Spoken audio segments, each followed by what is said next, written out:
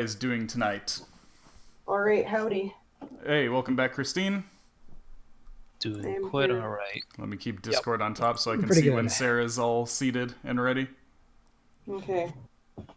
Gucci gang, just final prep. Yeah, we're live. So how was your guys' days? Pretty good. I got addicted to a game. Oh, Yeah, Star Sector. ah, I has it haven't been. has it replaced Kenshi? Yeah, Mm-hmm. We Yep. can. Oh, I'm guessing that's Sarah. Yeah, you're Let me unmute. like you're talking through a tin Yep. can, but aside from that. Wait, say things, Sarah. I'm gonna if I plug into the wall. I'm plugged into Okay, the wall. never mind. Stop saying things. Alright. Am I too close to the microphone for your mic? Was that words? I don't think that was words. What happened to your old mic setup? What do? I'm sure someone else host the call. Maybe. I don't think that's it. I think this is actually a mic quality issue right now. Hold on. Is this better? Get closer. It's very distant.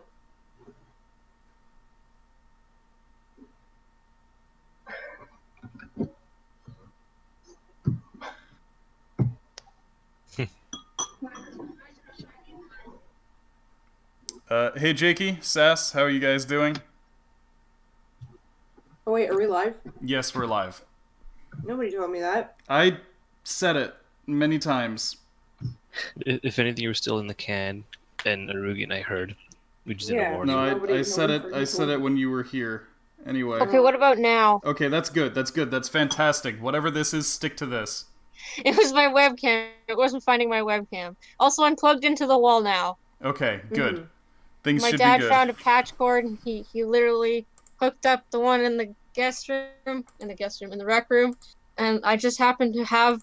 I bought a 25-foot patch cord because my buddy runs LANs every now and again, and we needed long patch cords. And I was like, I'm gonna buy a fucking long one, so I did. Good. Good. Excellent. Yeah. I got my Ethernet cable plugged in directly to modem at parents' house. That is such a relief. Hey, it's Because a you know fucking what that relief for is. me too. I don't have to hear you guys moan. Mom. Also, I don't There's gotta be Mo. all sneaky quiet, because, they's not here. I am house sitting / pet sitting mainly. Nice. Good. So yeah, I want it to be like this. Excellent. No Oh, ASMR. audio will be good. Yeah, no ASMR tonight. Uh, Or bathroom parties. I'm pretty sure any ASMR is just the brown note to me. Oh baby. Don't oh baby nothing. Whenever I hear one of those motherfuckers scratching some steel wool on a cheese grater or whatever the fuck they do, I just shit. Yeah, whenever I hear people chewing into the mic, that also Oh, fucking disturbs me. Yeah, believe me, I know. I swear to God. That's fine. You don't mind you that. don't even like it when people chew with their head about this far away from the mic. It's all about Stewie's sexy parties. Oh god. I would just shit himself. Just all the way over here. Okay, anyway, without further delay, look, you guys are underwater. Mm-hmm. Blub, Yep. blub. You remember what happened last time?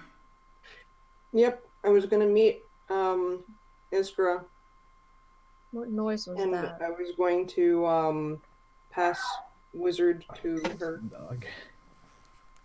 Yee. I'm gonna head over here around to me, Hunter's Mark megaphone. that one and shoot. Smack, smack, smack, smack, smack. Kill yourself. What? Hmm? I don't get it. I'm reading chat. Yeah, what? Why does the smek make you want to kill himself? He's smacking at me because I fucking don't like the sound of chewing. Because he's Oh, being okay. an asshole. Hey, Missy. Hey, Missy. Hi, Missy. How's it Can you going, guys Missy? hear me okay? Yes. Do I Yes. dare open Twitch chat? Just Like, you sound perfect. pop Great. out, Yeah. pop Okay. out the Twitch window. Okay, Pixar, it didn't happen, though. What? Talking to Jakey. Okay. Just gotta make sure he kills himself. Okay, Jakey. Be a man of your word.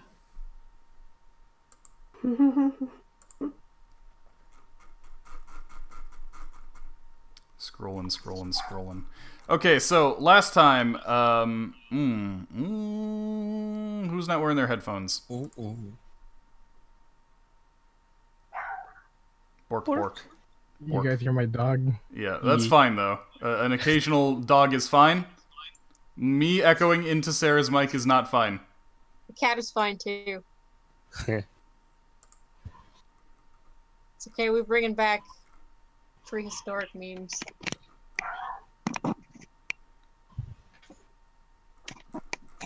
Use that messaging. Is that better? Testing. 1, 2, 3. Yep. Okay, I didn't hear myself, so that should be good.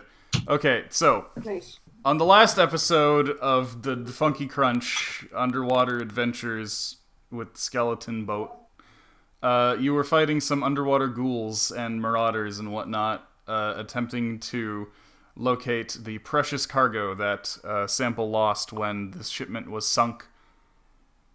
And a giant shark skeleton showed up. Cool, we're at top of initiative again. Let That's me get my new and improved water battle music Nice. going. Here we go. Ready? There you go. Ooh. Let me know if that's too loud. No, it's fine. Okay, I good. can just turn down the window if anything. Yep. I'm actually gonna turn it down ever so slightly. There we go. Listen to that drum beat. Yeah. Mm-hmm. So top of initiative was me, right? Yep. So Iskra has the turn. Okay. Making sure half move speed underwater, I move 7, so I can only move 3. You can move right? 3. Yeah. I remember that was the thing. I was like, aw. What's Okay. the Google Maps marker again? Google Maps marker? Oh, that's your moonbeam. Oh yeah, that's right. Okay. Heck. Okay, so I was gonna move the 3 there. Hunters mark that dude and shoot him, I believe.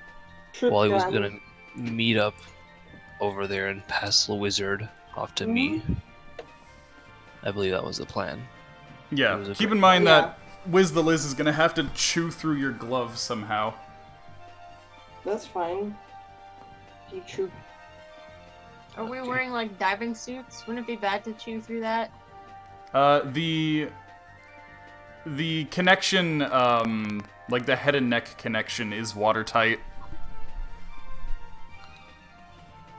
So if the suit see. gets if the They suit haven't gets a made this rupture, clear. it's not gonna flood into the helmet, basically. And keep in mind, I'm not wearing a suit right now. I'm just basically butt Right. naked underwater. This is why you see the bubbles. Butt naked. But Okay. don't worry, I'm wearing.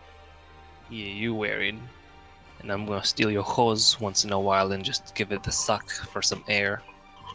Okay.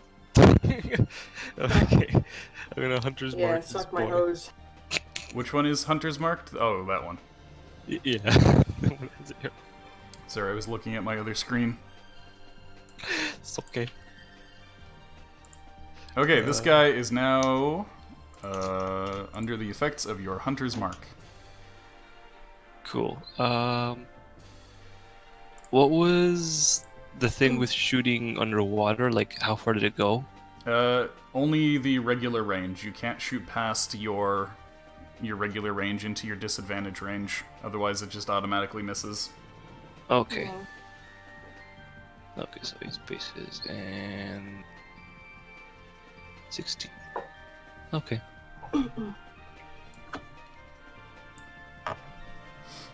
It's 10. Okay, so I'm gonna use my short crossbow to shoot. Have you advanced forward at all, or no? Yeah, I worked forward the 3 spaces I could. Okay. Technically, since we, I've been wondering about changing from the square system to just straight up feet. So that in situations like this, instead of moving 3, you could move a number of feet equal to half your speed. It would just be a little harder to keep track of things. For most people, that's 3 squares anyway. Yeah. It's just some of the party has 5 squares of movement, and some have 7, so... Yeah, so I have 7, so I just go 3. We can say that you move 3, then 4, then 3, then 4. Okay. Yeah, okay, we could do that. Okay. So, if you want, you can move up 1 more square this turn. How fast could these guys move? Who? The enemies? Yeah. They don't seem to have any problem moving underwater. They seem to be walking on the ground just fine, even though they're not wearing any kind of equipment that seems like it would be weighing them down. Okay. So, like, they can walk like their quote-unquote normal speed then, right? Yep. But they can they walk that on land? I mean, who knows? You haven't seen them on land. That's the important question. Okay, I'll go 1 forward just so I can get closer to Wally. Okay. Yeah. Brain fart. What was? Yeah, D20 plus 9. Okay. Where's mine? Oh, right, for archery style. Yeah, 28 certainly a hit. Okay. D6 plus 4. You said you're using the crossbow, yeah? Yeah, my short bow. Oh, your short. Okay, so specifically not your crossbow then. You Yes. said short crossbow before, and I was wondering what that meant. Yeah. No, I was trying to decide which one. Short bow, crossbow, or whatever. So yeah, D6 plus 4 for that. Okay, 5 damage. Okay. And you cool. still have your second attack. 25 is a hit. Maximum and minimum, feast or famine. 15 total damage. Oh, I know what I forgot. Are 2d6. Oh yeah, I guess that's fair. You could always just move between 2 squares by holding Alt. True. So Yeah, I guess ability just that. do it like that from now on. Okay, there you go. Also, I did a 2d6 because I forgot to add the hunter's mark because I'm dumb. Oh, okay. Hi, Starclaws. So 25 total then. My bad. Chat. Yep. How you doing tonight, Starclaws? Hello. To me, you are new.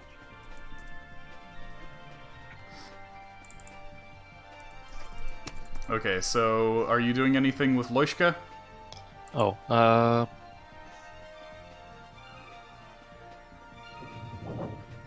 guess you just, like, hold action to shoot.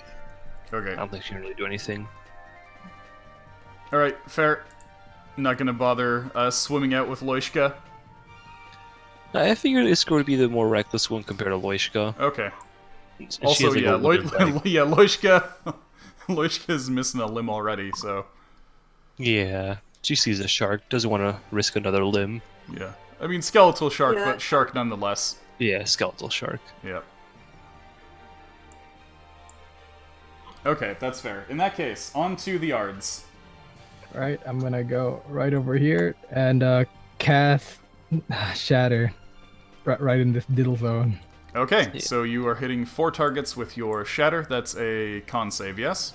It is a con save. Okay, Yeah. so first the...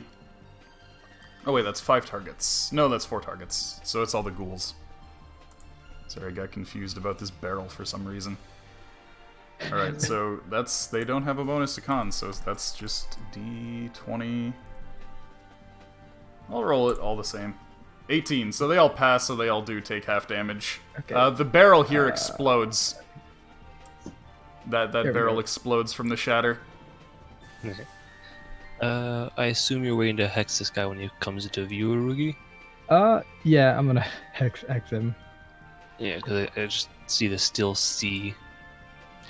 I think that's what it If says. you can't shatter and hex in the same turn. Yeah, it's a leveled spell. Yeah. So I'm that's why I wrote that so I could remember. So yeah, that's why I'm just kind of like trying to figure out what was what. Since I'm still concentrating on it, so Well, let me move that for a sec so I can get to this guy's health. Okay, this guy is actually dead. This guy takes 9. Here we go. Okay, and anything for Ardbar? Ardbard's gonna dash in the water up to here. Okay, cool. In And that yeah, case, that's my turn. Yep, Yaks and Pumpkin.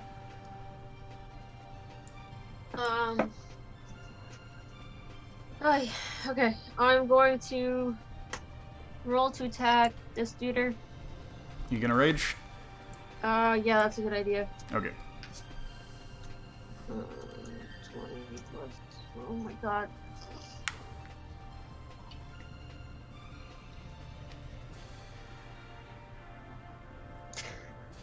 Can I like stab him with the harpoon? Yeah, What would that be? Plus 6. it's strength, so it'd be +7 because you got 18 strength and then 3 proficiency. Okay, 24 is a hit. It acts like a spear when you're using it without the gun feature. That's a D6 then? Unless you're holding it with 2 hands, then it's a D8. We can do that. Okay. Plus your rage, so that's 12. Right. Okay, 12 damage to that guy. That's And the first then hit on that enemy.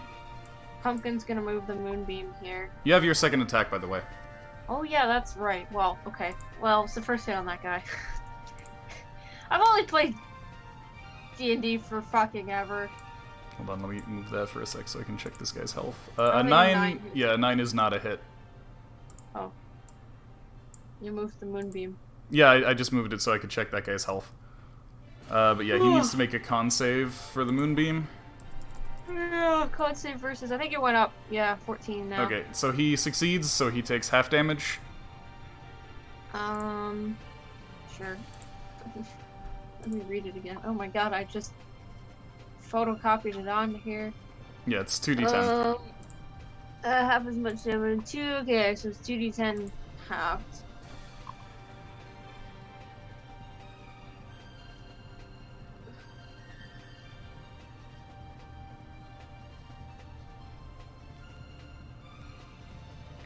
I can just do the halving in my head. You don't need to. Okay. 9. So this guy is now taken I felt like it, okay? total of 18. I didn't know it would do decimals though. That's new. I should just start using decimals for health. Why the fuck Jeez. not? Let me just quickly check if I can. 1.5. Oh my god, you can. The Rugi Diddle Zone is the most classic spell. Where does it say that? Oh, like on roll 20, you can assign a decimal point for health. Yeah. Excellent. I mean, I'm just gonna round up. Just get so it's 0.1, 0.01. Yeah, no. Inch from their life. Big no. Alright, I guess, is that it for Yaks? Yeah, that's... Might as well stand here and let them come to me, right? Okay, Is Wally. anybody in danger? You're You and Olivier are the closest to danger, and there is that big fucking shark over there. I forgot about the big fucking shark. Yeah, okay, so I'm gonna go over here. Where is this And shrine? I'm going to get Wizard to chew out of my shit. Help him. Well, we gotta deal with these guys, so we might as well. Oh. Don't I get some bonus from Olivier, or was that Ardbar? That was Ardbar. That was Olivier as well. Basically, as long as Olivier is next to you, he can use his shield to give an enemy disadvantage on an attack against you. cool. He's born to be bone, so he's... Can he do it for himself? No, he can't do it for himself. Oh, Okay, so- Arugan, Wally, and I are blessed, so that's a D4 to attack chance, right? It's a D4 to attacks and saving throws. Ah, okay. Okay, so it will take Wally's action to free Wiz the Liz from his glove. Yeah, that's fine. Okay. What? Okay, so he's gonna do that. Okay, so Wiz the Liz is now holding his breath underwater while Iskra carries him. Yeah. Nice. Alright, and Smalley's probably out of range of things, except maybe magic missiles. Yeah, he'd probably be able to land something with a magic missile. Let me just double check the range on magic missile. My brother's been using the microwave non-stop. Throw the microwave at him. It's part of the wall, I'd need to throw the whole wall. Throw the whole wall at him. Make it collapse. Yeah, So good idea. 120 feet, 24 spaces? Yeah. Okay. Speaking of See. microwave. Aha! He can grab... Which one do you guys want me to, like, fuck up? The one that has the moonbeam on it is, like, one magic missile away from death unless you roll a 1. Okay. Well, I mean, it's magic missile, so I don't need to. Actually, Right. it's, he's at 18, so actually you need at least a roll of a 2. I mean on the damage roll. Oh, and the damage roll, okay. Yeah, you need at least Well, a 2 okay, to I kill might as him. well finish him off. And then Could this I do- this boy here is taken 12. Yeah, okay, so I guess I can This one's aim taking whatever 25. one's here, and then I'll take and I'll You give the rest gotta of them to fire him. them all off at once, so you gotta choose your targets first. Okay. Fuck.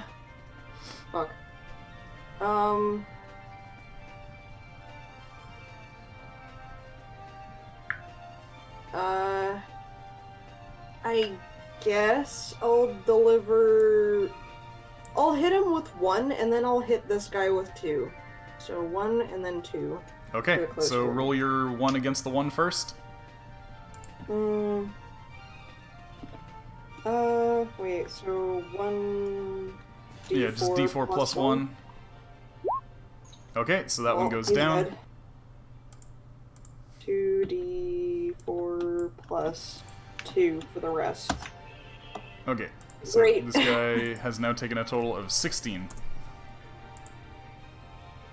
Everyone hunt in chat. Eh. Hunt. There we go. Hi, Missy. Speaking of hunt, I got all the collab characters for the Monster Hunter event. Nice. Nice. I will send you all the pics of things later, Christine. Yeah. Wait, did you get Geralt? Oh no, not Monster Hunter World. On mobile game Dragalia Lost, they have a Monster Hunter event. Oh, cool. So like, you got a Rathalos armor Berserker. You got the what was it? The Kyrian armor. Someone wearing a Kyrian armor and someone with a Mitsuhine. I think. Mizutsune? Mizitsune. Yeah, Mizutsune. I knew I said it wrong. And you have like Rathalos, the Dread King Rathalos, and Fatalis. Okay, Nice. so, ghouls moving in.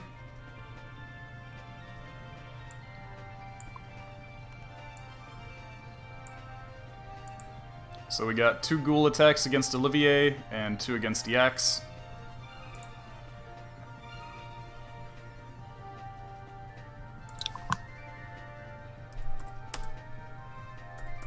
Okay, so first the ones against Olivier, so that's 1 hit against Olivier. And against Yax, one of them has disadvantage, so one hit against Yax. So Yax and Olivier.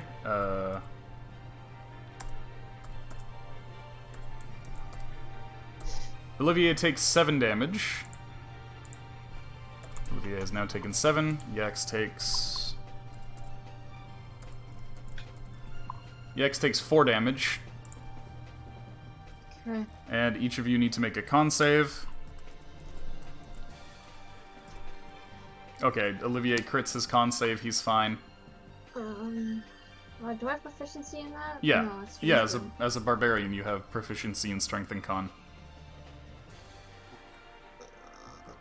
So it should be like 5. It's 5 or 6. I think it's 5. Yeah, you have 14 con, I think. Okay, so you pass, so you're fine. My left Yax. Oh wait, no, I have my notebook right here. Okay, that's it for the ghouls. Next up is Logan and Olivier. Olivier is going to stay here and continue hacking at the ghouls. I do have 14 con. He's gonna hack the one in front of him first. I'm gonna keep track of my health on Pumpkin's document.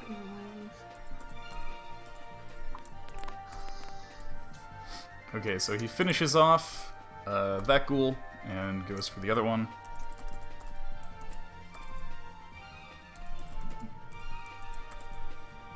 For 7 damage. This one has now taken 16. And Logan can't do much from the boat. Did you add more enemies to the hunt? No? They some of them like come out from inside the broken boat. No, I meant on chat. Forever ago. I've never seen Granny Greenhook's Ganger Schools. I No? have not seen the Gangrenous schools before. They've Yeah. come up a bunch. I guess just not whenever I'm here. Right. Okay, Shark.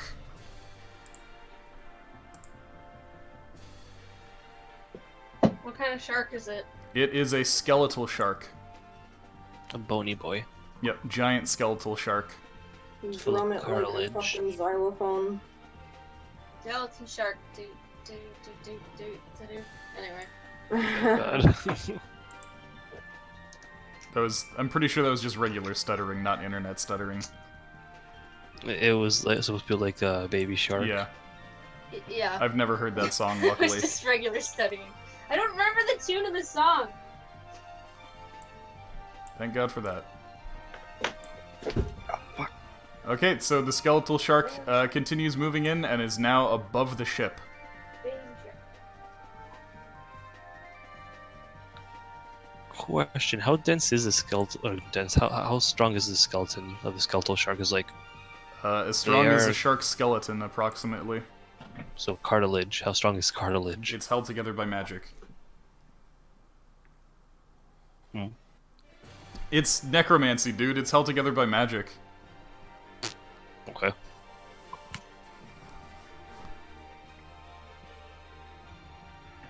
It's necromancy, my dude. Yeah. Okay, drowned blades are next. It's like totally radical. Okay, so,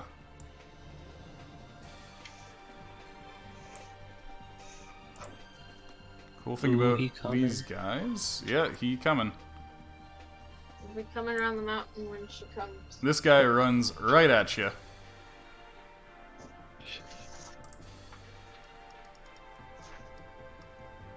And this one here comes to tussle with Olivier. He's gonna make a couple attacks. That would be a miss and a miss.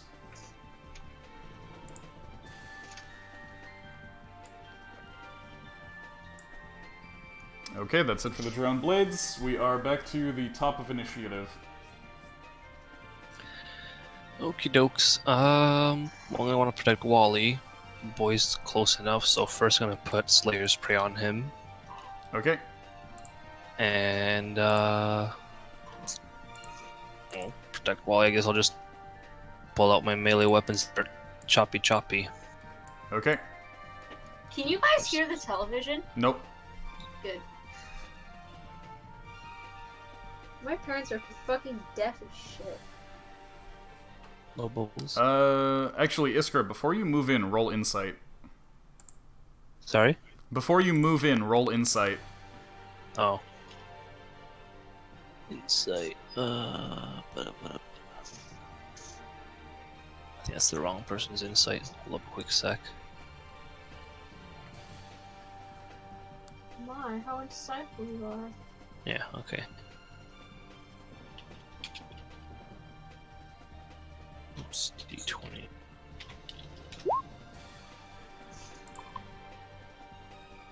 And let me actually... I'm guessing like this algae is no bueno. Or Okay, so, you notice that the thing almost seems to be inviting you to get closer. Wait, what? You notice that the drowned blade here practically seems to be inviting you to get closer to it. Mm. Alright, sorry, you broke up. He's Are you inviting me to serious? get closer. So, he wants to I'll tell you a secret. get to know you a little bit Yeah. better. So does he tell me to do this before I go up to him or nah? No, like, when he stops moving here, as he's approaching you, it looks like he's just waiting for you to get to him. Then I'm not gonna get to him. What was over here? Yeah.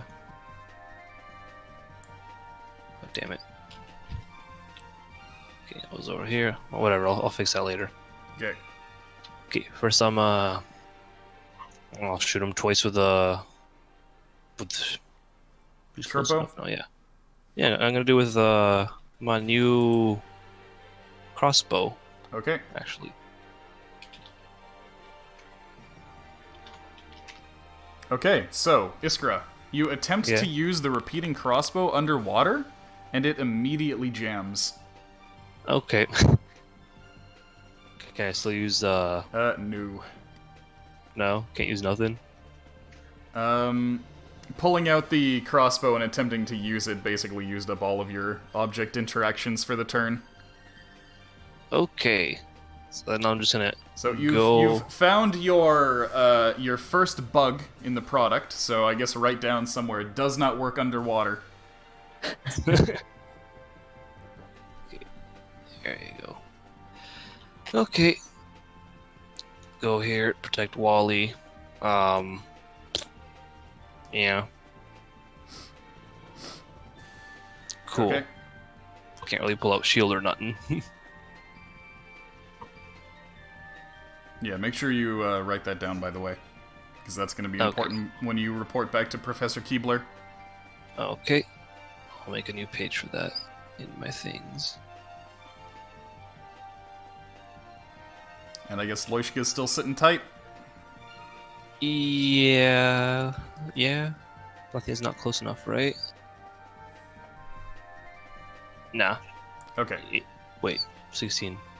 16. Christ almighty. My things are just all over the place. Oh no, yeah, she can shoot it. Cool. Yeah, Yeah, that's she's gonna exactly shoot it. 16. Okay. That's exactly 16. All right, go for it.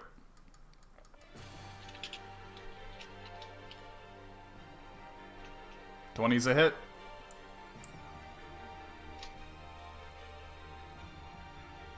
Five damage.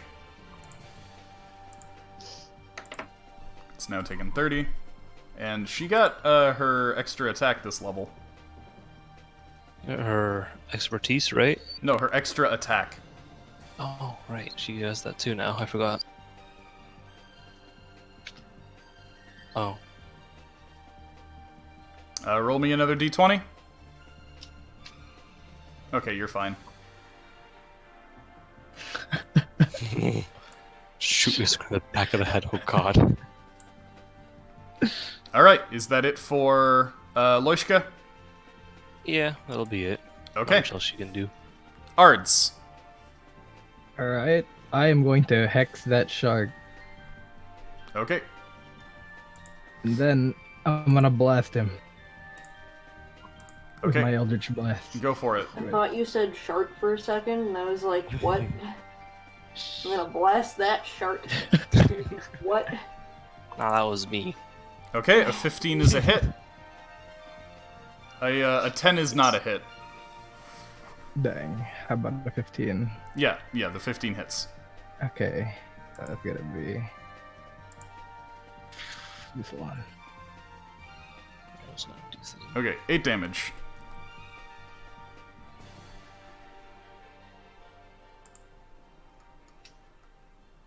Okay, and Ardbard is gonna shoot this dude. Okay. So it's proficiency and dex, right, for attack rolls? For the harpoon? Yeah. Yep. Okay, I'll do that. That's gonna be +5, 9. Okay, that's a hit. 7. 7 damage.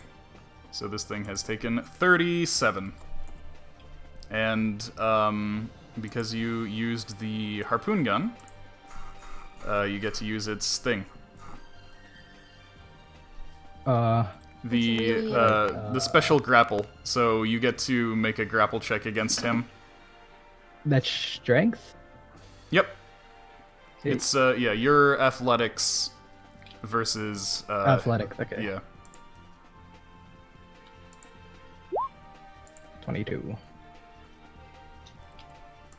Let me write this down somewhere. 'Cause I didn't write down or copy and paste it. The harpoon gun thing? Yeah, I only got the damage in my macros. Okay, so your harpoon embeds itself into the marauder's flesh.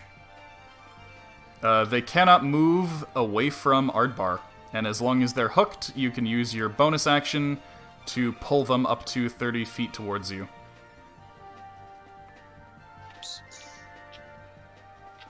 Okay. I'm gonna put a little thing on him to represent that he's grappled.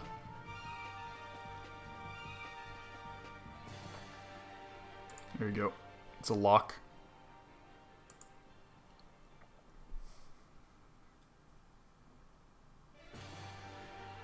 Okay, so are you gonna do anything else with Ardbar?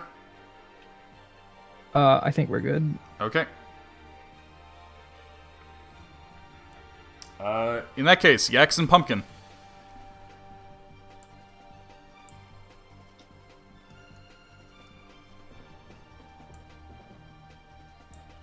Sarah, Yeah. it's your turn. Alright, we're gonna start wailing on the same. Actually, I'm gonna move the. Was this the same guy I hit last time with the moonbeam? No, that guy got roasted by a magic missile. Okay, well, let's move the moonbeam first. Let's do that. Okay, let me just check his health. That dude... Right, that dude's fresh.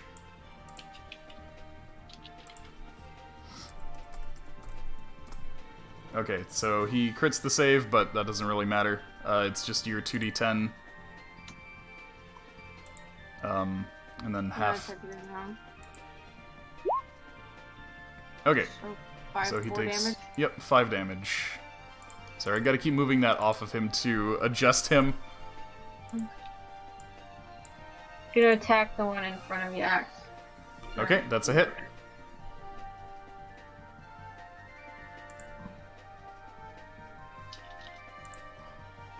Yeah, strength.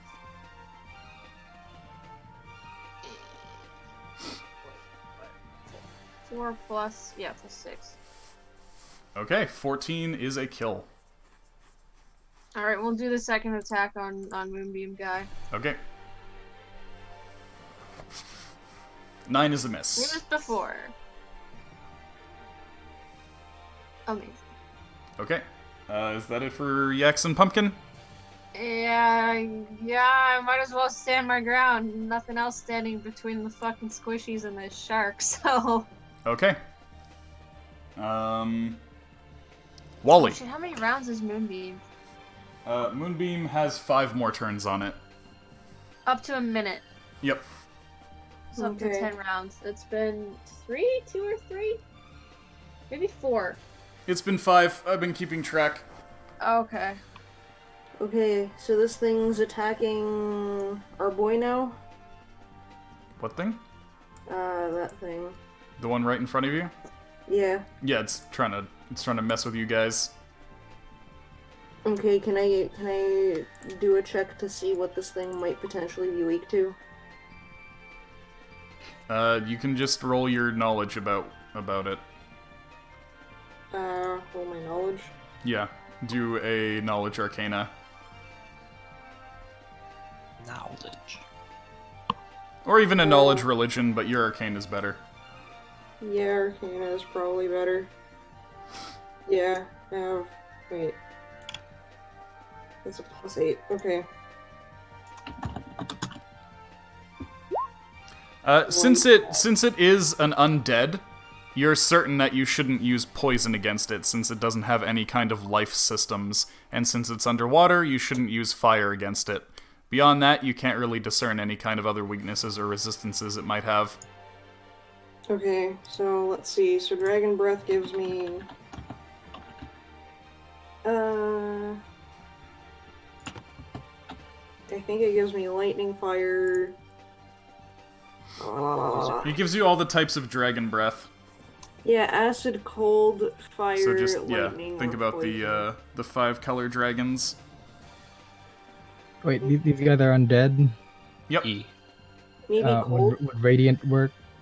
I can't. Radiant works very well. That's what Pumpkin's been using. Yeah. I can't, Wizards. do Radiant Yeah, in my wizards mouth. don't do radiant.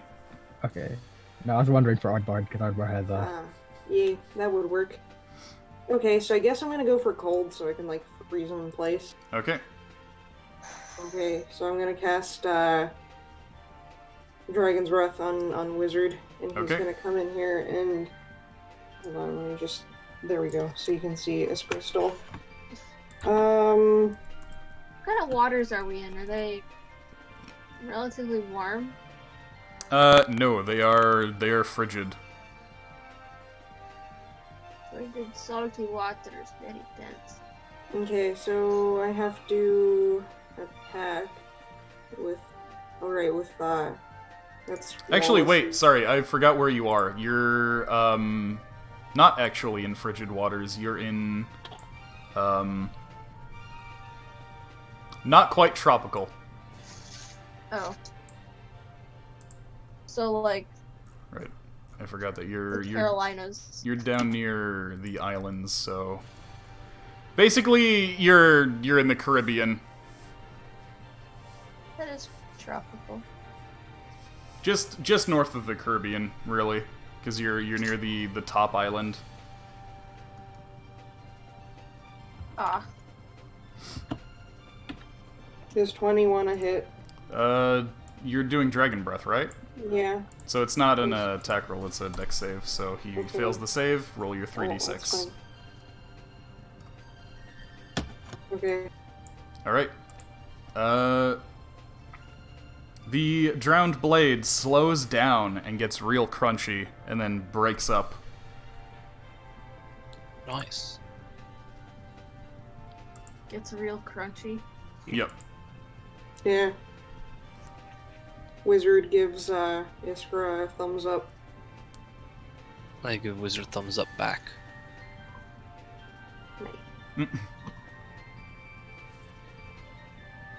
Okay, I guess, is that it for Wally team? Oh, and then I guess Walter would also. Walter. Okay, so this guy probably took a lot of damage, yeah, already? He's taken 5, I believe. That's not much at all. So he's gonna magic missile at that mofo. Okay.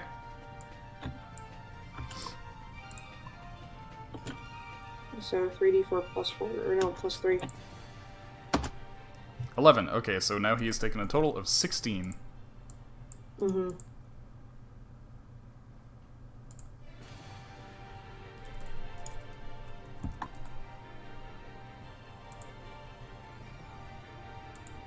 And that's all for me. Okay, cool.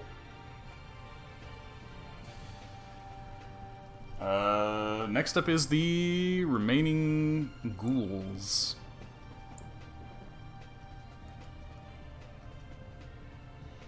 And sorry, I gotta get on a different layer real quick.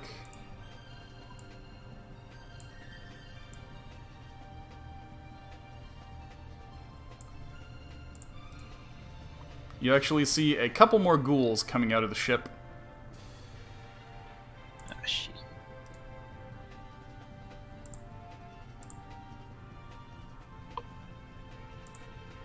And then one ghoul attack against Olivier, and one with disadvantage against Yax. Okay, the one against Olivier is a miss. The one against Yax is a miss.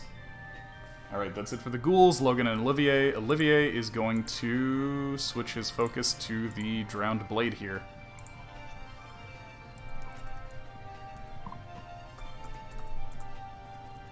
One hit against the drowned blade. 9 damage against it. Okay. Next up is the shark. Ah, shit. Okay, so out of everybody in the party, Here we fucking go. only Yax and Olivier have taken damage.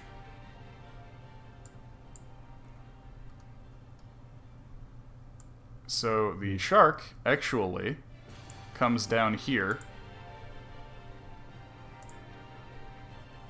Ba, ba, ba, ba.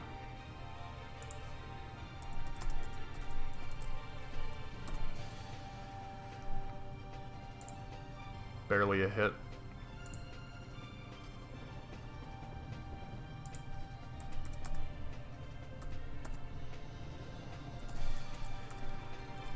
Okay, so the shark comes right down here and chomps up the ghoul right in front of Yax, whips it around, and basically blends it to pieces. Oh, fun. Sorry, doesn't that stick its face right in the moonbeam? Technically no. Since you don't need to occupy a creature's space to attack it. Okay. Otherwise, every, like, unarmed strike against somebody in the moonbeam would mean you take the moonbeam damage. Yeah, no, Yeah. I'm just saying. Gotta stand up for myself. Yeah. Rules as written, no. That's fair. So yeah, that's what the Guess- shark does. The shark Guess where comes it's going in next and... turn. Yeah, the shark comes in and mangles that ghoul in front of you, tossing ghoul bits everywhere around the water. The waters are now thoroughly chummed. Excellent. Also, fucking piercing attacks work like shit against skeletons. Mm-hmm. But bludgeoning does, but you're underwater.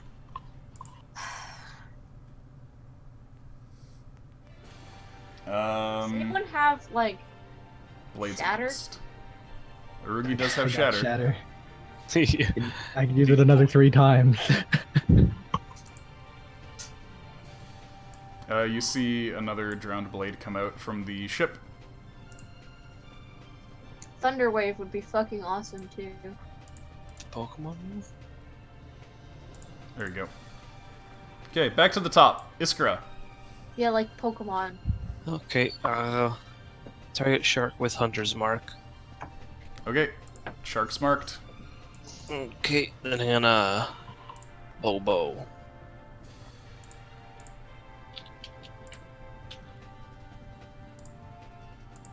Might as well you start using the... Ooh! Okay, nice. So there's a crit, so get double your damage on. He's a big boy, so I like to use Fury of the Small too. Okay. So, Hunter's Mark, so 2d6... 2d6 plus 10, I believe. Because Hunter's Mark, normal attack. Wouldn't it be 46 then? If it's double the damage? Oh, yeah, crit. Yeah. Yep, 4d6 plus 10. Alright, 24. Okay, cool. Then next attack.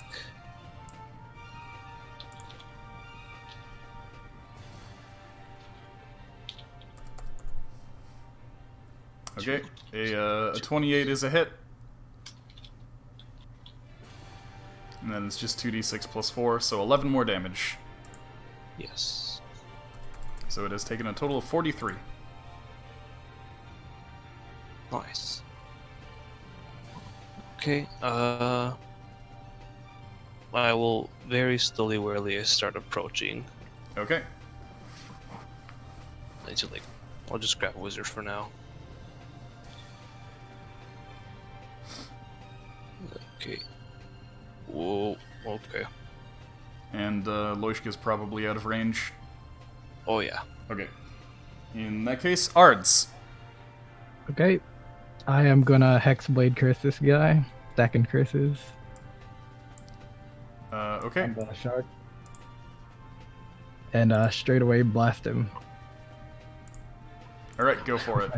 With my Mega Blast. 19 and 20. Oh, shit! Alright, so that's 3d10 plus 3d6? Plus 3d6. Plus 6. Plus 6. I think it's plus... Would that... My Hexblade curse, because that's another plus 2. Would that be plus 4 or just plus 2? Wait, the Hexblade Curse? I thought that... Hold on, what's that giving you? One sec, let me quickly... Fuck. Let me go back to Hexblade real quick.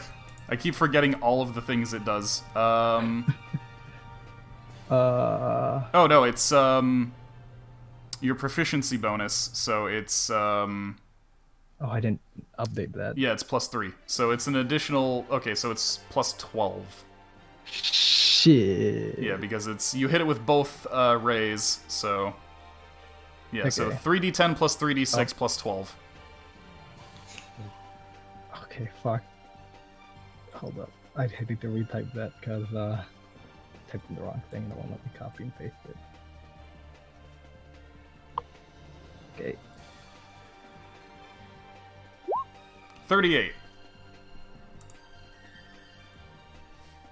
Okay. Okay.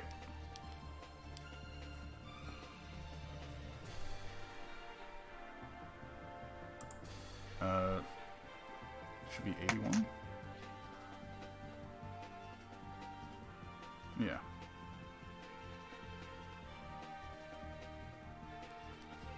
Okay, so it's taken 81 total. Okay. Hardbard is gonna dash all the way up to right here. Okay. And it's our that's turn. it? Okay, cool. Yep. Yax, go for it.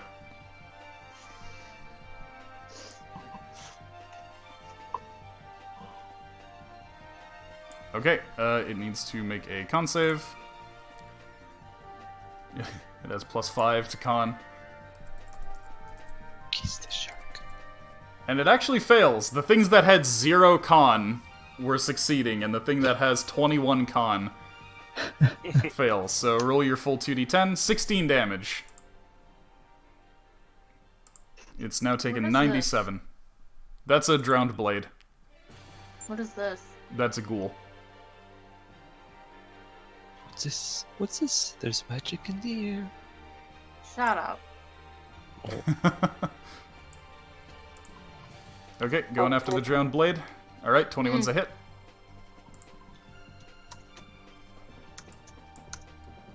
$12 damage. It has now taken 21.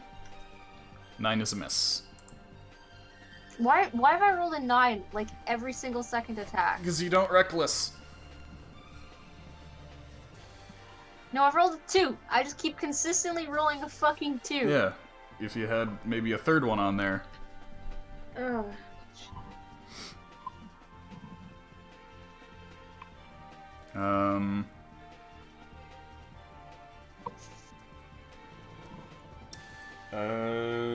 Wally. Yarhar. Okay, let's see. Let's see this shit. Okay, yeah, so that thing's coming pretty dangerously close. Right. Wallace is going to press up against this. Okay. And he's going to go for. I don't know what he's gonna go for. Let's see. Sorry, Decoete. Magic missile. No, I don't want to. I want to do something stronger than that. Third slot, magic missile. Fuck off. That's a true sorry, Decoete. That shark doesn't look too wise, does it? Not particularly. Would hypnotic pattern be good against him? I mean, you could try and find out. Can I roll anything to find out if it would be not bad? Perhaps an arcane? Yeah.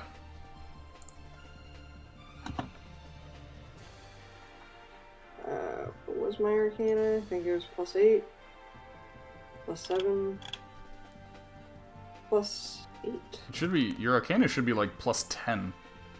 Well, it's +8 on my list. Because for it's, some reason. yeah, you didn't update it with your proficiency. Oh, okay. Because you get double proficiency for it, because you have expertise in Arcana. Okay, well, I still rolled the fucking 6 and I got a 16.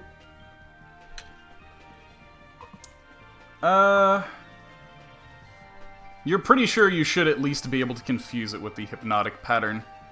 But if the thing succeeds on the save, then it's effectively a wasted slot. So if you don't have any way to damage it, sure.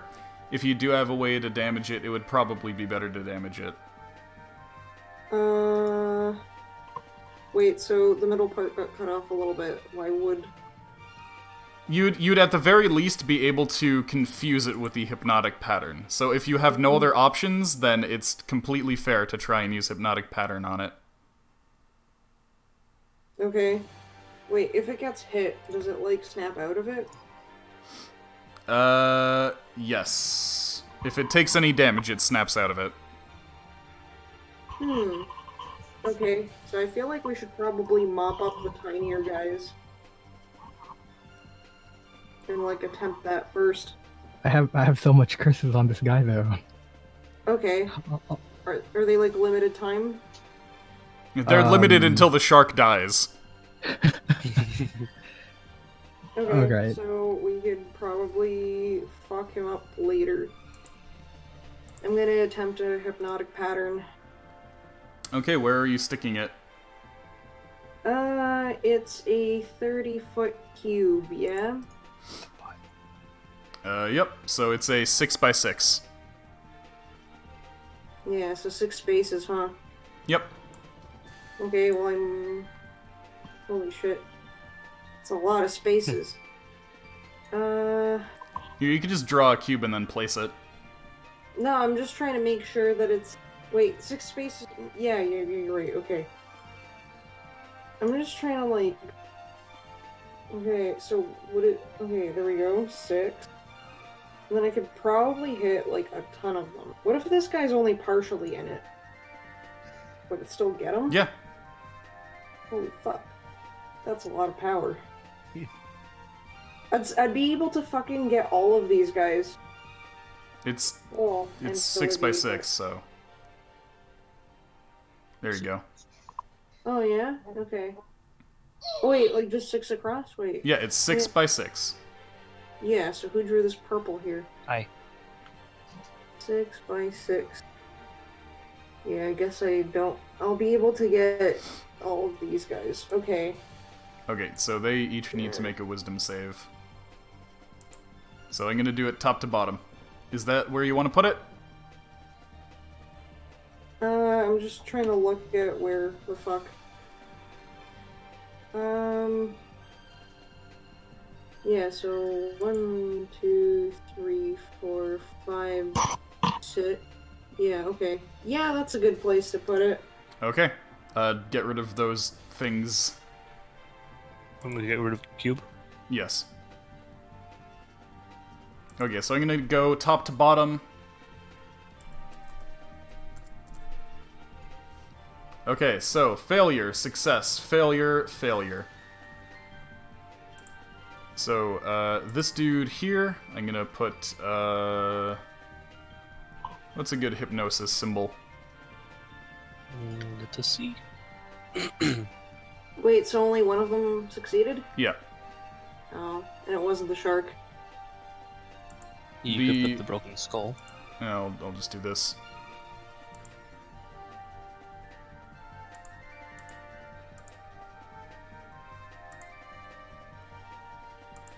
Okay, so the drowned blade, the second ghoul, and the shark are all stunned by the weird, trippy pattern that you created. What does the pattern look like, by the way? Describe the pattern for us. It's a bunch of really psychedelic fish. Okay. So yeah, you create a bunch of psychedelic fish to distract and incapacitate your foes, and it mostly succeeds. Yeah, I'm gonna fucking find, like, a whole school of psychedelic-looking fish. What? Meet the hallucinogenic fish that can give you LSDS nightmares. What? What the fuck? Okay. Help? What the fuck? Serpsalpa. Yeah, it's called the Serpasalpa. Oh god, what the fuck? Okay. Okay, well, let's keep going anyways. Okay.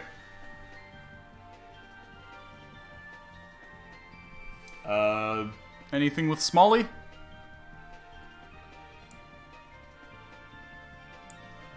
Hmm? Anything with Smalley, or is Smalley out of range? Smalley... Guess we could probably go for the drowned blade. I think he's in range of that. Yep. Okay. I suppose we can blow the last magic missile he has. Okay. Fucking YOLO. 84 plus 3. 13. Ooh. Nice. So he has now taken 34. 2 away from max damage on that one. That's pretty fucking good. Okay. Next is the ghouls. So this one is just zip-zooping out. He's just loop-zooping. Mindless ghouls as they are, this one doesn't care about getting in the way of the shark, so it comes up and attempts to attack Olivier. Misses Olivier. And that's actually it for the ghouls. So next is Olivier. Olivier is going to go after the drowned blade. So that's a miss and a hit. Actually, let me double check. Oh, that's actually 2 hits. These things have no AC to speak of. They only have 10 AC. Alright,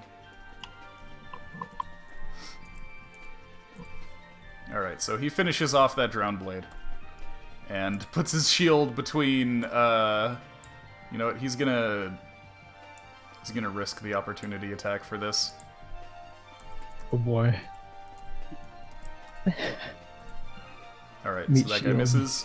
Olivier puts himself between Ardbar and Yax and puts his shield up to defend against any shark attacks. And next is the shark. And the shark, confused, just lashes out at the closest thing and attempts to attack this ghoul here. I really like this ability. Alright, so he's gonna mangle this ghoul.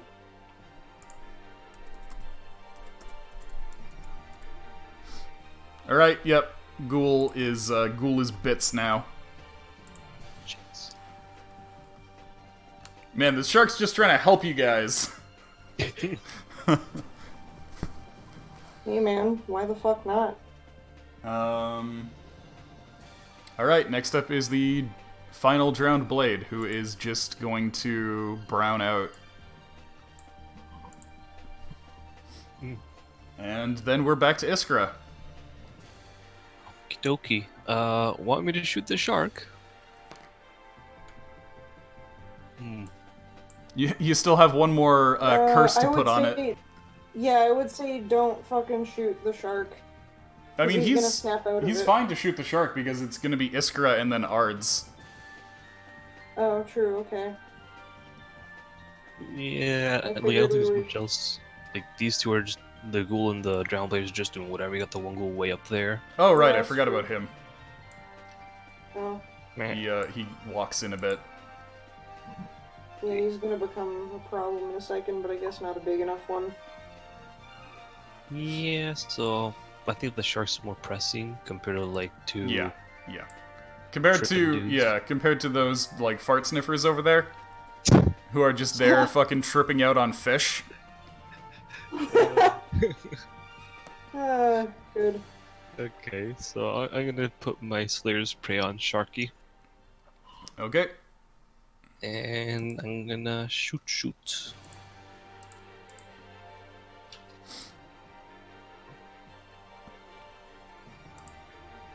There you go. 5 different ailments on this guy. 12 is a miss. Okay. Roll me another d20. Shit. Okay, you're fine. You can get your second shot. I was about to roll it just before you caught it.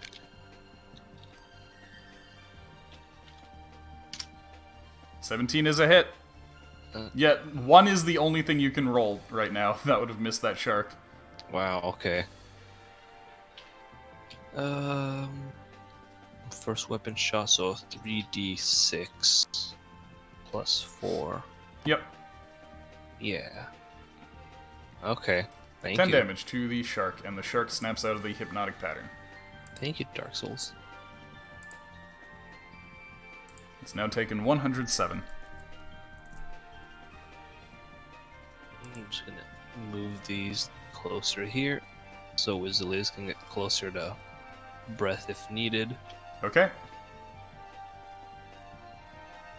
Is that good enough? Actually, I go right Wiz the Liz against- only moves 1 in the water, by the way.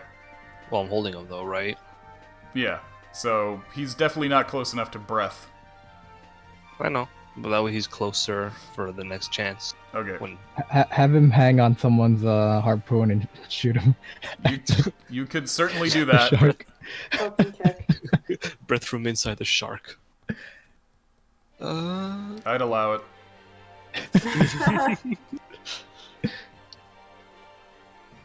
If I'm standing halfway, oh Jesus Christ! If I'm standing like there, does that count as being close enough to be protected by Ardbar? No. Mm-hmm. I think you're fine though. There's like a lot of fells in front of you. He's not Yeah. gonna swim around. Yeah, your tank wall is sitting right there. Okay. He's not smart enough to swim around. and Yeah. just aim for This you. thing has 1 intelligence. That's one more than Iskra. One more than me, rather. Okay, so is that it for Iskra then? Yep, that's it for Iskra. Okay, and, go for it, Lucia Ards. can't shoot. Okay, straight away. You know what I'm doing. I'm blasting this boy. Okay, blasty blast. Shit. Macros. Blam. Okay, 2 hits. Okay. Oh, Jesus, bless you. Thank you. Sorry, tried to put up mic, not quick enough. 21 and 16. Holy. I like how you have the damage broken up like that. +3, and then dice, and then +3 again. I just copied and pasted most of this. That's why. Okay, so, he's now taken 144 total. Then Ardbar is gonna do a Sacred Flame. Okay, so that's a dex save. Yeah. Alright, that's... Yeah, it's a what's dex his save. what's his spell save DC? Pretty fucking low. It's spell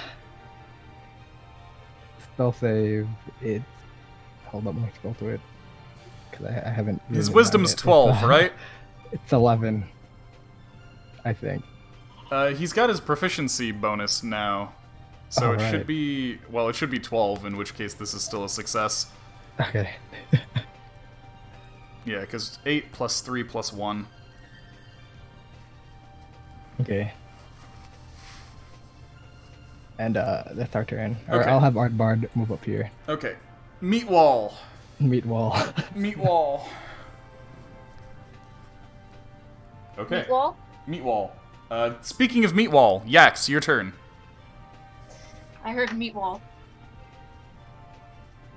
And I guess let's do the moonbeam goes Funky off first. What are we on now? 7 rounds? Yep.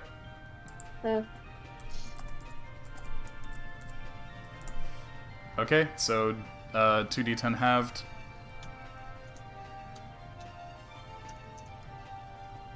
So that's 5. It's 6 rounds up. Oh, usually rounds down. 150. It's so that if you do 1 damage, it's not going to do 0, it's going to do 1. That's fair.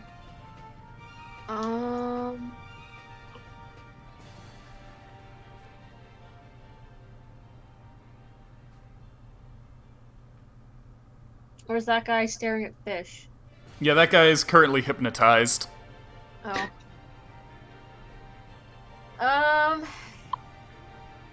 Alright.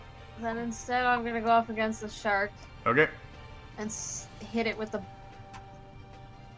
ass end of my halberd, I guess. Okay. Do you want to reckless or anything? Yeah, might as well. Okay. This is where Axe dies, but anyway. Honestly, Yax is probably the best situated to deal with the shark. Okay, Is there a so rule for what the ass end of a spear does? you're using it as a quarterstaff right now. Basically. So it's Yeah. like, yeah, right now it's a magic quarterstaff. Okay. So technically that would be a +8 to hit. But yeah, a 21 does a hit.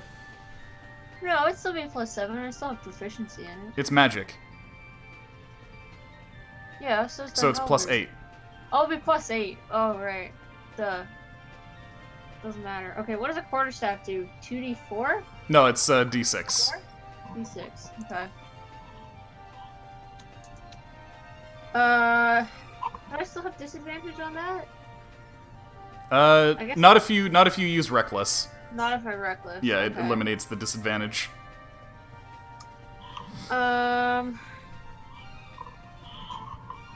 Plus strength.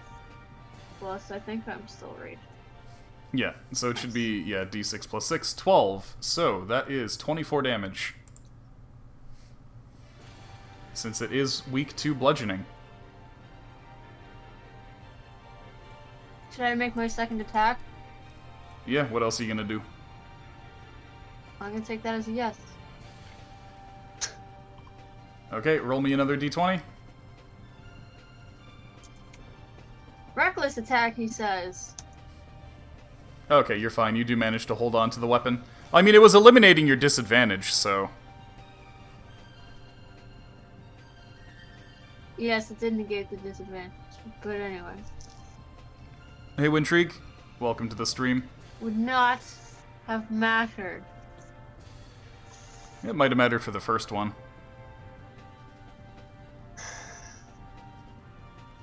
I can't hear you. Really? Chopped up. Weird. But yeah, it would have mattered for the first attack. Like, if you had disadvantage on the first attack, there's a chance you could have missed. Yes, I know. Yeah, we don't have to so- go through this every time.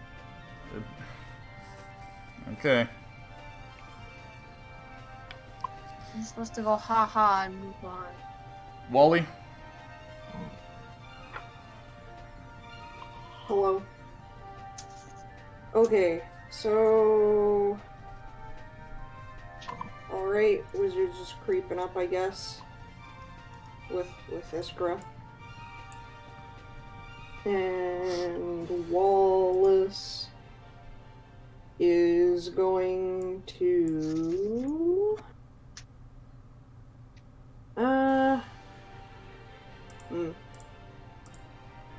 he's probably gonna, fire off more magic missiles and stuff.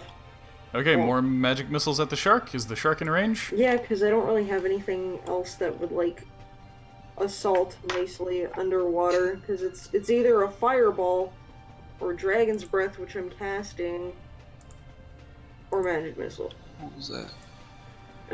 So I'm gonna magic missile. It's in range. So you're using a level Or 2 Toll the slot? Dead. No, wait, it's wait, it's a fucking skeleton, so I can't Toll the Dead. Yeah, so magic missile. Okay, are you using... You could Toll the Dead it, but are you gonna use your second level slot for it? No. For your magic missile? No. I thought you ran out of level 1 slots. Wallace. Oh, right. Just say Tolly or Smalley. Big Wally. I don't fucking remember who's whoever. Yeah, because it was Walter that was smacking him the entire time. Okay. So Wallace is gonna go for a magic missile. Okay, standard magic missile. Yeah. Okay, roll them. Okay, it's taken 184. And then Smalley. Mm-hmm. And then Smalley is going to say that he can't do much anyways, so he's just gonna fucking cast magic missiles with his level 2 stuff. Okay, yeah, that's what I figured. Yeah. So yeah, 43 plus 4. Yeah, hold on. Sorry, 44 plus 4. 44 plus 4. Wow, asshole. 10-10. Fucking... 194. Ugh. Okay. This ghoul here just kind of squeezes in and attempts to tussle with Yax.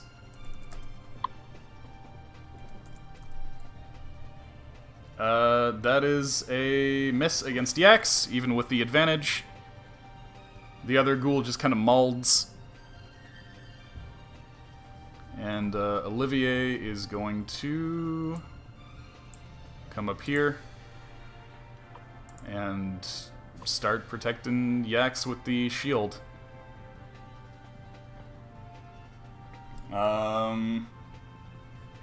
You know what? He's gonna take some. He's gonna take some whacks at the shark. And what's he gonna do that with? What are you holding that's not a battle axe?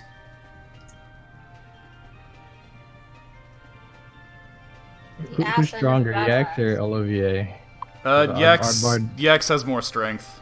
Okay. 'Cause Really? Ardbard could give you enhanced strength, and you could try wrestling that shark.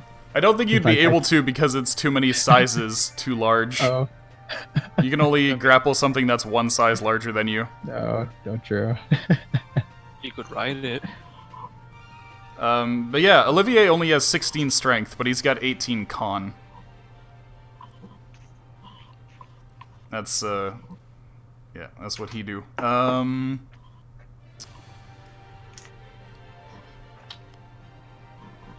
Yeah, I didn't give him any bludgeoning weapons other than his light hammers. So it's not Can't really use, worth like- it to use that over just his javelin.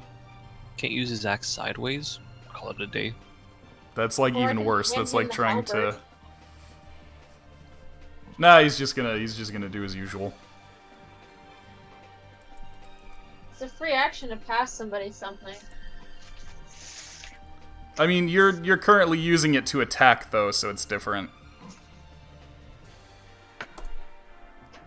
Okay. Whatever. Fuck. Oh no. Oh no. Oh boy.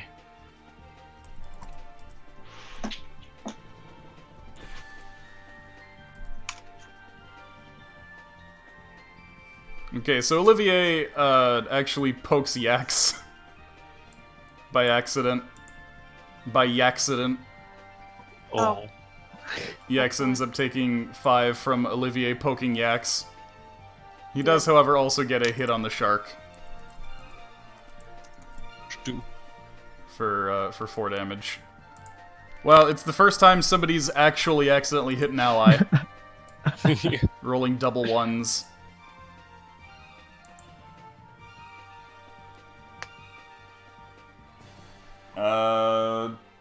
And next is the shark.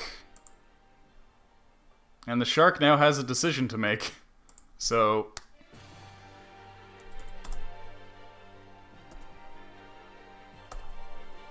one is Yax, two is Olivier. Alright, Olivier's getting bit. Three is cool.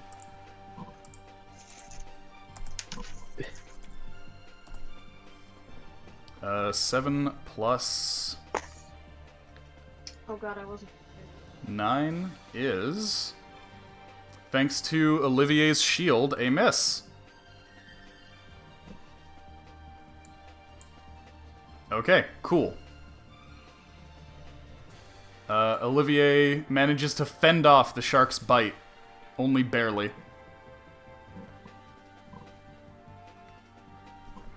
And that's it for the shark. The blade is just gonna sit there, tripping out to fish. And we move back to Iskra. Okay, dokes. I actually had a question the other day, I just realized. Yeah. The Rococo dagger I have, Mm-hmm. does it work on, like, undead? I would need to read the description again. It says it can't cut organic flesh, right? Was it organic or was it living? So, like, it can't cut plants, for instance, but it can cut hair and nails. Okay, because what I have written is just magic dagger that can cut everything but living flesh, so maybe I have it written wrong. It probably works against undead. Okay. Good to know for, like, in case. Or Granted, you I know mean, what? like... It probably works against skeletons, but not zombies. Okay, that would be more fair, I guess. Wouldn't zombies be like dead flesh though? Yeah, but they're still organic. Wait, but Yeah. how about plants and stuff, then? Yeah, it doesn't work against plants. Okay, so I'm gonna change that. It wouldn't work against skeletons anyway. Fucking piercing damage is shite against skeletons. Certain skeletons. Piercing works fine against something like this shark because the bones are so big that you can't fucking miss them anyway. Oh, really? Yeah, this thing doesn't have resistance to piercing. Oh. But it's weak against bludgeoning. It is weak against bludgeoning. So I'm gonna continue to 1-2 whack it. Okay. It's too bad I didn't give. Oh no, Shillelagh's touch anyway. Yeah, Shillelagh is also as long as you're holding the weapon. So you can't Yeah. Shillelagh for somebody else. Okie dokie. Well, I updated the Rococo dagger now. So anything about organic matter. Isn't bone technically organic too, though? Yeah. It's like... You know how people say, oh, your hair and nails aren't alive? Mm-hmm. Because they're like keratin proteins? Mm-hmm. It's that logic, basically. I'll figure it out, but yeah. Basically, as long as it's not fleshy in any kind of way, Yeah. or have some sort of semblance of life. Anyways, attack shark.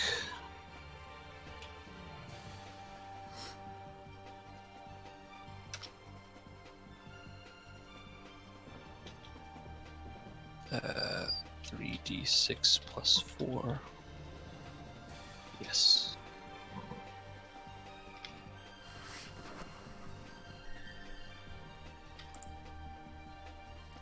Okay. 218.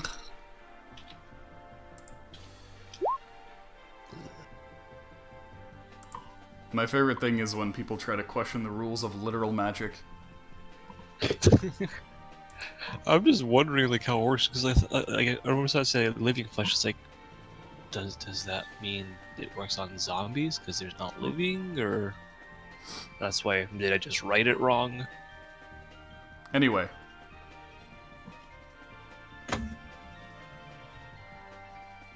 is all my rolls. Yeah. With a 4...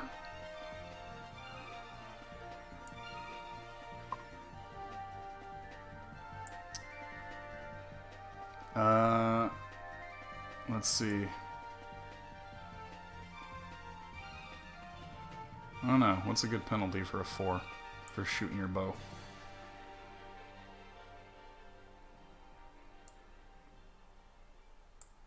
I'm just gonna say that for some reason you're only gonna be able to make 1 attack next round while you fix your bow. Okay. I will shimmy forward.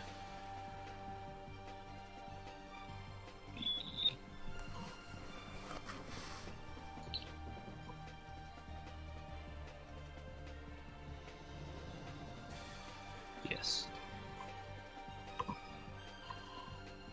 I had 30 turns to be able to breathe, right? How many?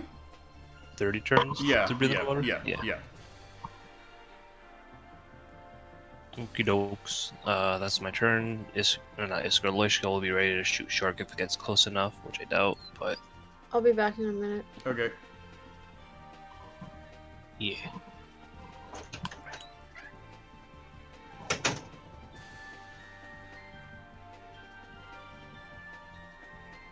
I'm done.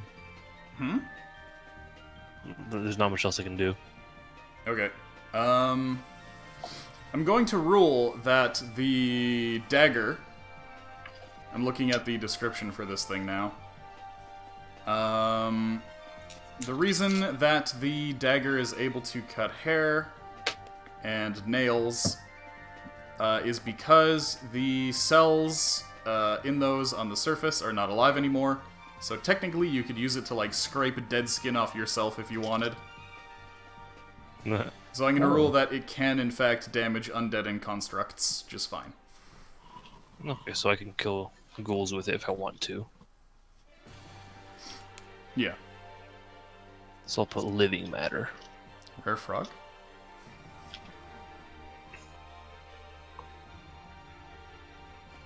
Okay, there we go. I see.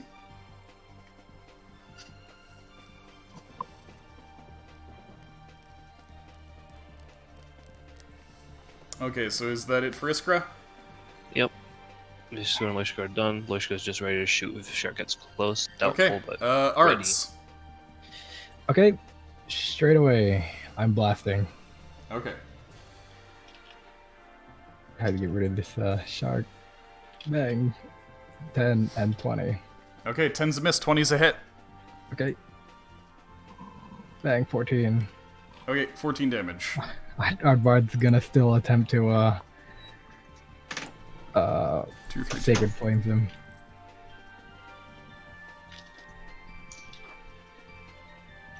Let me roll... Okay, finally a success.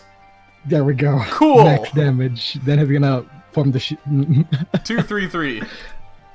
the meat. Oh, meat he's wall. level 5 now. So his cantrips roll double. Oh, that's right. Yep, he gets another d8 on that. Okay. So let Cool, another let 4. me fix those macros.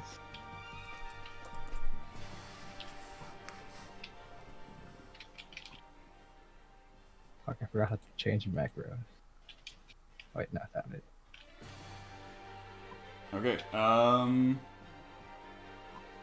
I guess is that it for the arts? Yep. Okay, Yax. I'm gonna go up a little bit right over there. I just sat Okay. down and machine would be my turn. Alright. Is Buddy Boy still tripping out?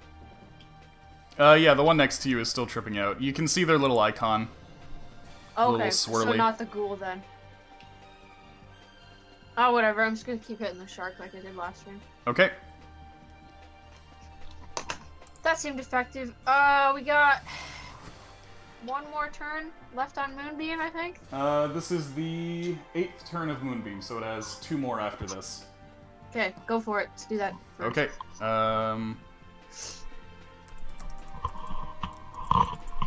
Alright, full damage. Excellent.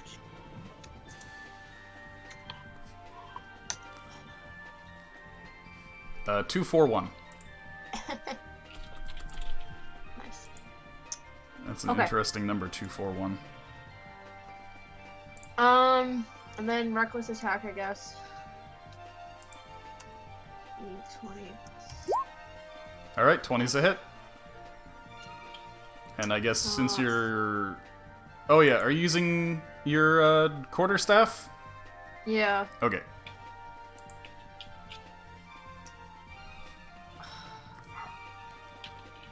Strength plus rage. Okay, so 14. How many turns? Sorry, 14 how many turns has it been? This is turn 8 since you moonbeamed. How long can I rage for? A minute?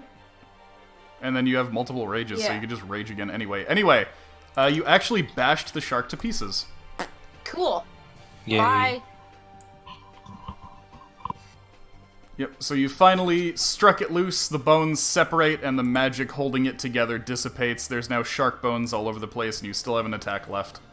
We just smashed it so fucking hard the magic came apart.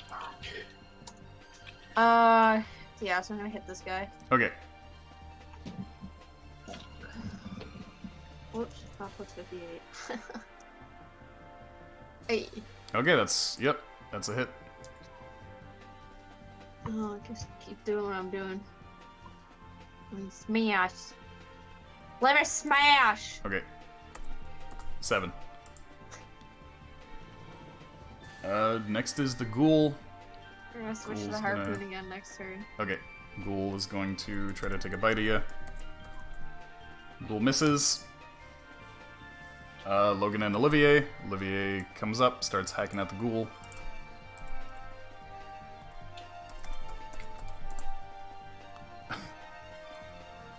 Oh man. Okay. That time he doesn't smack you, but he does fumble and he's finding it awkward to move in the suit. In fact, his mask is starting to fill with water a bit because of the patchwork holes that were put in there to accommodate his horns. Poor Olivier. Yeah, he's panicking a little. Shark is dead. Drowned Blade is currently degenning. Wally. You there? Huh. Dragon Breath and Hypnotic Pattern are both concentration. Oh, well, So- I didn't use any dragon breath, Yeah, so... so the Dragon Breath is gone. Just letting you know. Okay. Okay, okay, so back to Iskra. Okay. Using newfound knowledge and to help like Olivier skedaddle from drowning, I guess. I'm gonna finish moving forward. And I'm gonna start attacking this boy. Okay. Do I do that? Because I mean, if I use the rapier, that's a D8, and then use the dagger, that's a D4. It's pretty much the same as the bow, I guess. Whatever. I'm gonna do that. I'm gonna hunter's mark him first before I do that. Okay. Okay. 20 plus. That's not a plus. Would I be able to mend his shit, by the way? Olivier's? Yeah. Yeah. What is? Neat. But D7? the horns would actually get in the way of it being fully mended. Oh. He's gonna have his head stuck in that helmet. You'd basically be able to secure them better around the horns. Yeah. Yeah, 25 is a hit. 10 damage to... Wait, you attacking the one that's hallucinating? I'm gonna attack the. I don't know if I should attack the one. Actually, I should attack the one that's not hallucinating. That'd be smart, yeah. You're there already, honestly. That'd be Yeah. enough to kill it. Oh, okay, yeah. Whatever. Okay, Cool. that it for Take you? another step Oh, forward. okay, you still have some movement? Okay, cool. Then you can, yeah, you can hit him And- too.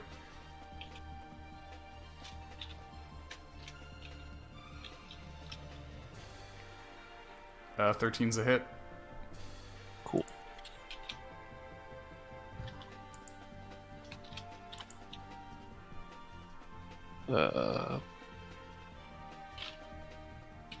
Oh yeah, no, he doesn't have thing. That's with the dagger? Yes. Okay. The dagger is, magic, Piercing. by the way. So it so has does that a... +1? Yep. Oh. Okay, so that'd be a 7 then. Yep. So 14 total. Okay. 14. And I guess Ards? Okay, I am gonna have Ardbar go up here, keeping that mate wall alive. And Ardbar, when you move right there... hmm?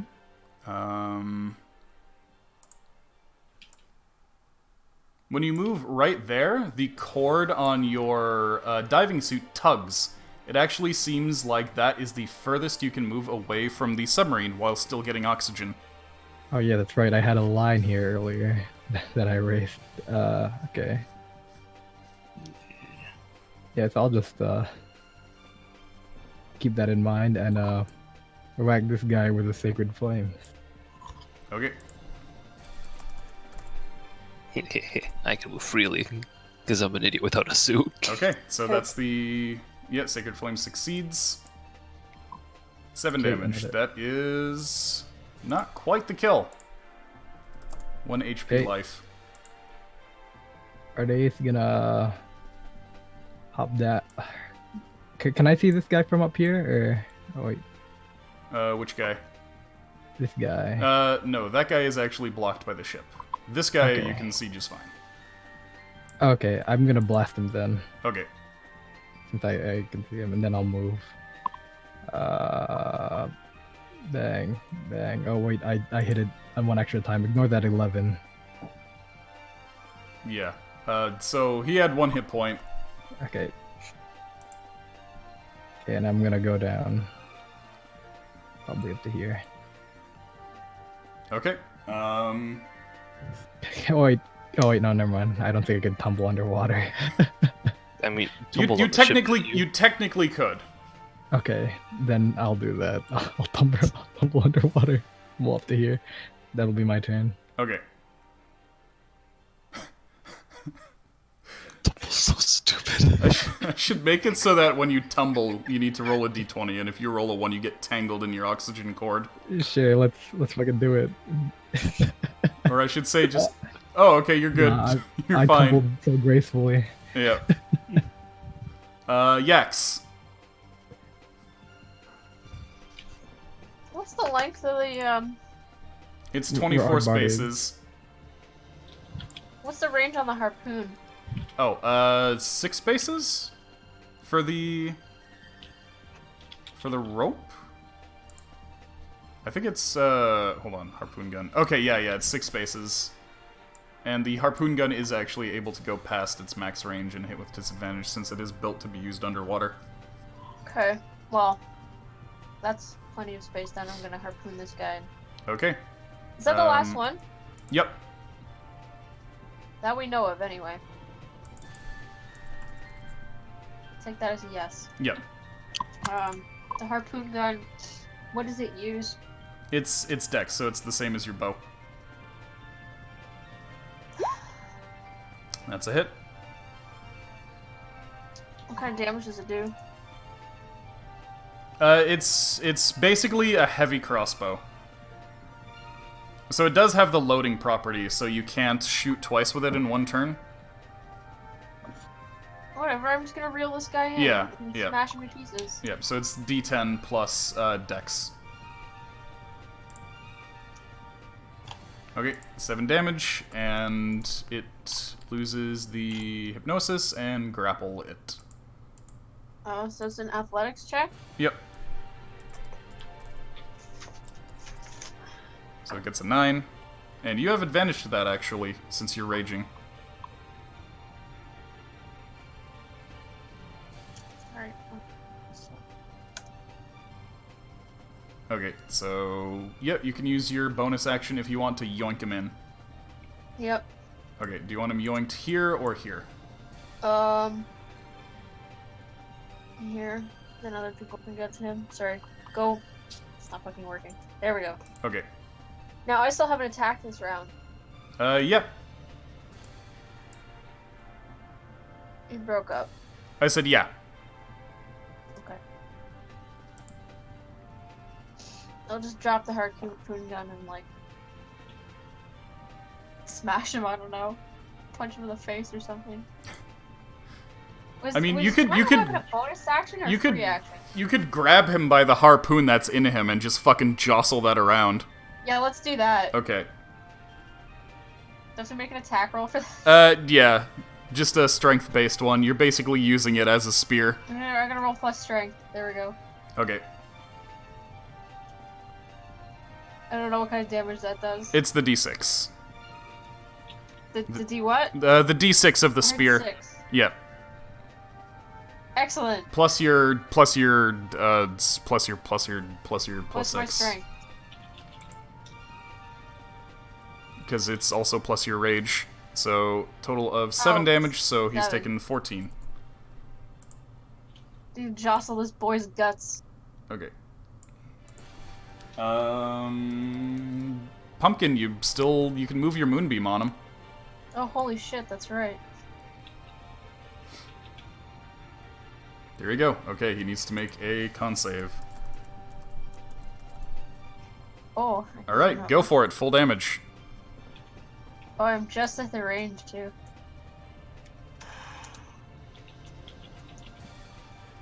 Six. Okay, so it is now taken 20.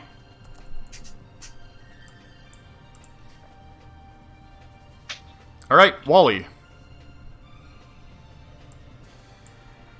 This girl fucked this man up. Oh, that was classic. Wally.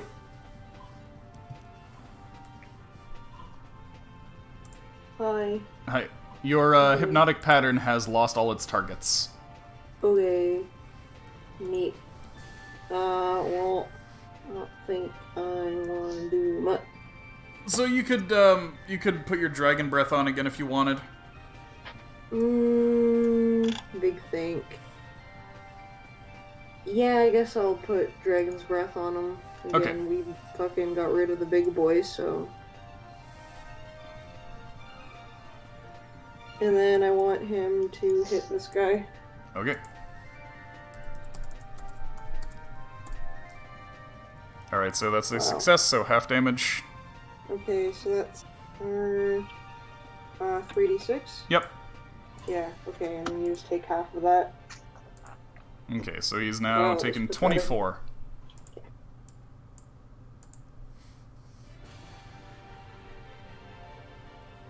And Smalley out of range.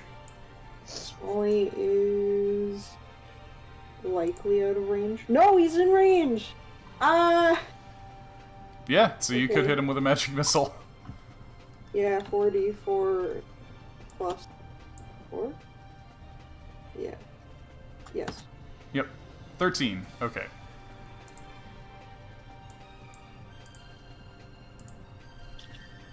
$37. Check.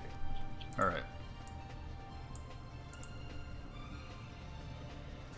And then Olivier's gonna try to finish him off.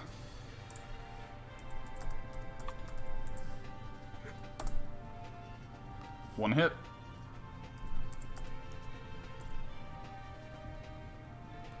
Sorry, that should be D6 since he's... No, wait, yeah, he is using it two-handed. Since he's trying to finish it. 10. Is 10 death? 10 is death. Okay, congratulations. Combat over. Yay. Nice.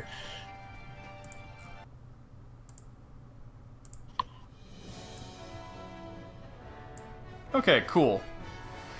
So you have successfully slain all of the undead marauders, the ghouls, and the gigantic skeletal shark. You are now free to check out the ships in order to find your cargo, and also just generally search around the area for loot.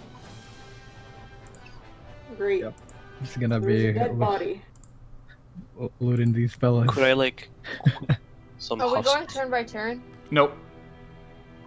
Okay. Let's go look at this guy. Keep in mind, guys, that if you want to go inside the ships, you're gonna have to disconnect your oxygen hoses. That's fine. This was gonna take a couple huffs of them too. Okay. It's like your con modifier in minutes, right? It's, yeah. It's con mod plus 1 minutes. Oh. Right, can I investigate this man? Let me, hold on. Where the heck? Oh, right, map and background, and then 2 back. There you go. There's the inside of that ship. I was gonna say, well, if y'all are going there, I'm going the other way. So, Yep. Yax will move to here and then disconnect, and then fuck it. What's in the barrels?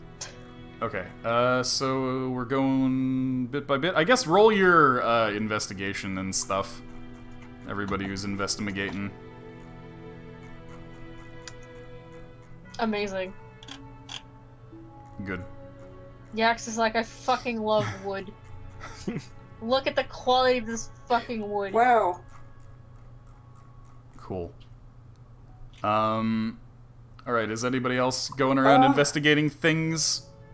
Ardeus, it's up Barrel. to you. Can I delete this marker? Yeah. Alright, let's go diddle some loot, fellas. Is this room opened up? Yep. Is there a map underwater? I would have our Yep, body it's follow me soggy. around. Soggy map. Is it legible? Yeah, Yax it's just a loves rock. fucking wood. Can me and Sorry, Aardvark everybody just just make spoke. Everybody just spoke over each other at once. Yax, what are you saying?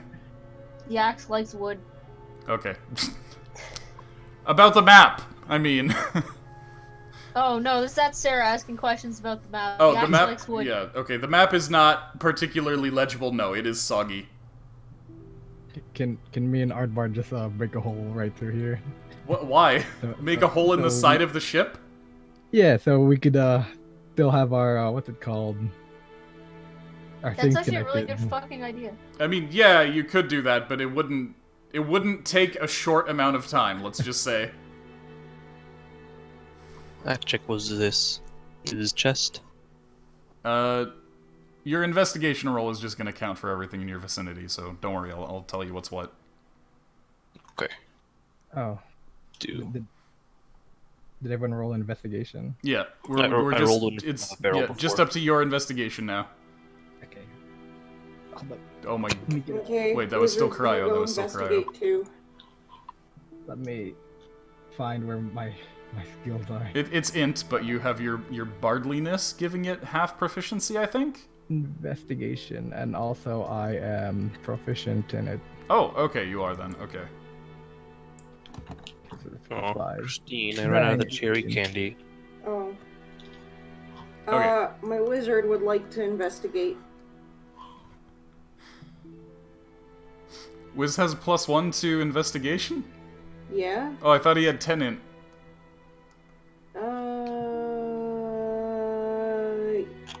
Yeah. Why does he have... His Okay. No, ascension? wait. His senses or something like that. Wait, He hold has on. he has advantage So, on it should perception. be- Okay, well, he rolled an 18 anyways. Okay. So most of the stuff that wasn't chained down seems to have been carried away by the tide. However, you do find a few things around, and you do actually find enough evidence to draw some conclusions about what may have happened here. So, first of all, in a small chest in the captain's quarters, you find a bunch of coins, as well as a set of navigator's tools, a telescope, and a silver locket that contains an intaglio of the current emperor of Castides carved into a hematite gem. Mm. So the amount of coins you find is... Oh yeah. Also, what's his face? Boomer boy, or Boomer skeleton. Yeah, No, undead. I'll get to those. I just remembered. Okay, so, Samuel? you find a total of 15.34 gold pieces worth of coins in the chest. It's mostly coppers and silvers. All right. You know, Let me. And, We'll take them all. yeah, other than that, you have... I'll just type those out. Navigator's tools. Telescope. Silver locket. So that's what you find in the captain's quarters. You also find the captain, who is slumped over an iron lockbox, which appears to be your objective. And in terms of the boomer skeleton. Nice. Okay, so the undead raiders are all carrying similar equipment, which reminds you a lot of the unique attire that your friend Ardeus fancies. Indeed, their buckles, hat, cutlasses, eye patches, and what have you are all emblazoned with comically flashy skulls. If you didn't know better, you'd say that all of their piratey paraphernalia was a match to Ardeus' own equipment. Oh god, are they all cursed? Other than that, the undead raiders don't actually seem to have much in common with each other in terms of their dress and appearance. Some of the corpses seem fresher than the others, and more meat is on some of their bones, whereas others look positively ancient. Their manner of dress, from what you can tell of what remains of their clothing, also places each of these bodies in different geographical locations and time periods. Unlike the ghouls all appear to have been created recently from the crew of the ship that was carrying Sampyl's cargo. None of the undead raiders appear to have ever met each other before becoming the unwitting servants of whatever force compelled them to attack this ship. So altogether from the undead raiders, you find 4 cutlasses, and a dozen laughing skull pins that can be applied to any accessory, be it hats or clothes or what have you. This is horrible, and it's feeding him. Very, very good. I'm getting stronger, guys. Are any of them cursed? You could identify them.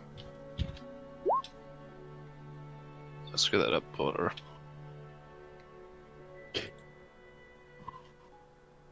Oh, right. Sorry, you actually find one more on the captain's body.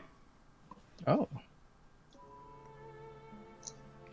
And, yeah, so a total of 13 skulls. Nice. Yax, looking at the nice barrels, you actually realize that one of them is full of grog, but the grog seems to be more seawater than grog since it's been submerged. Dang. F. I'm surprised it's not stopping me from trying anyways. Let's have some sea grog. Don't give him ideas. I mean, we already got the seagull. Shit. Yeah, so Wally, did you want to identify the skulls? Yeah, I can identify the skulls. Okay, they seem to have the exact same curse that Ardeus' own gear has. Okay. So they are certainly related. They're certainly cursed, or what? Yeah, they seem to have the exact same curse as the skulls that Ardeus is carrying. Oh. Ah. Oh boy. So I guess you can't stack it? I don't know. Like, it's not stacked cursing? It's currently not stacked with the gun and the cutlass that Ardeus has. Okay. Does it do any benefits, or is it just cursed? Can you have the same curse twice? Yeah, he has the same curse twice, but it doesn't stack. Fucking, the guy who's been putting these on the corpses is gonna fucking find me with all these skull patches on. My God, I just have like skulls just.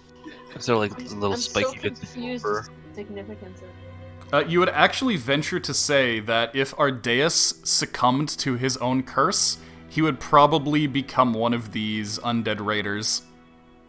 Oh. Is this the one where he can't, like, stand on dry land?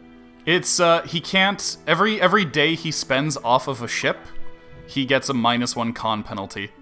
And if he ever falls in the ocean, he immediately sinks to the bottom. I see. The grog has molded. But yes, I just stare at our dais. The captain's body is slumped over the target of your investigation. The iron lockbox.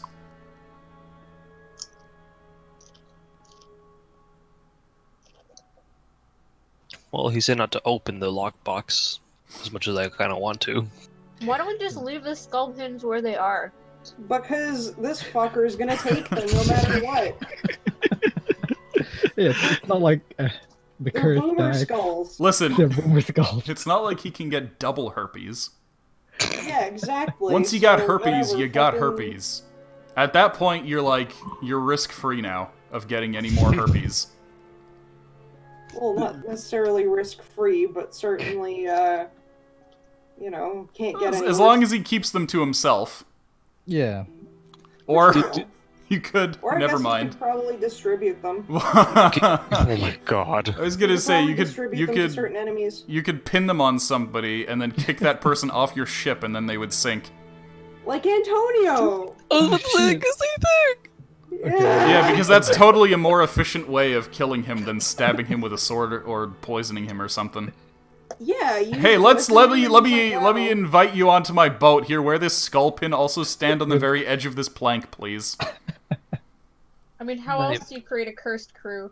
Nah, you make it look like an accident. That way you're free blame. It's like, oh no, Antonio. Yeah, let's go swimming, Yeah. Antonio. I mean, all you need to do is separate him from his dozens of security guards.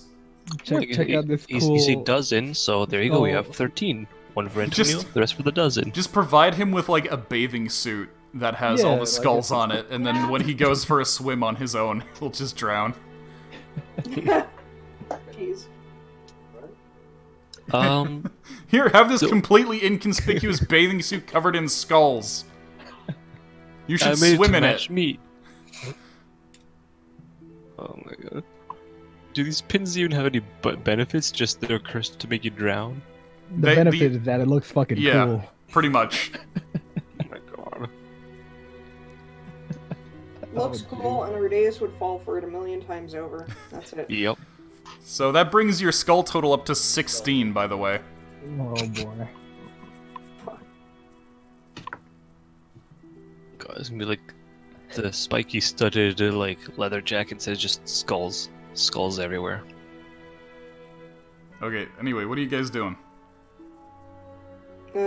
Probably retrieving the object that we need and bringing it back to the ship.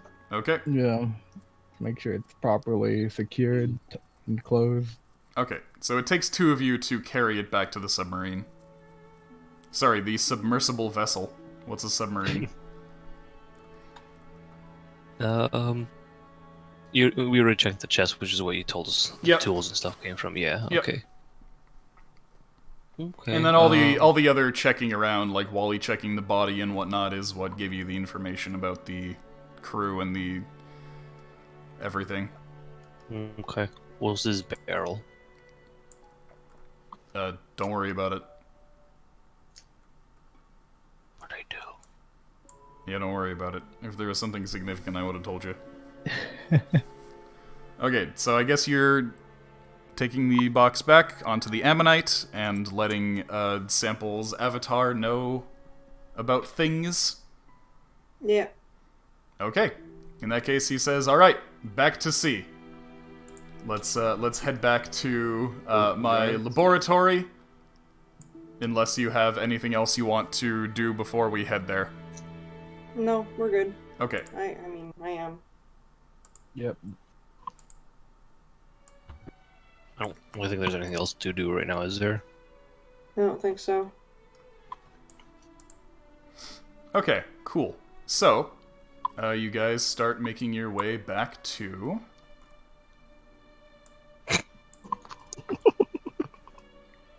I forgot about that. Oh. Back to Samuel's lab.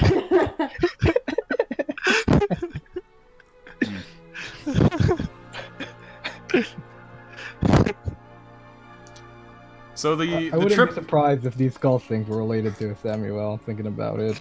the trip will take you 8 days. So how many of those days do you want to forage on? You actually have enough food right now from the last time you foraged for 1 day. So you have 7 potential days of foraging, actually only 6 because you arrive at Sampyl's lab on day 6. So out of those 6 days, how many days do you want to use rations and how many days do you want to try to forage?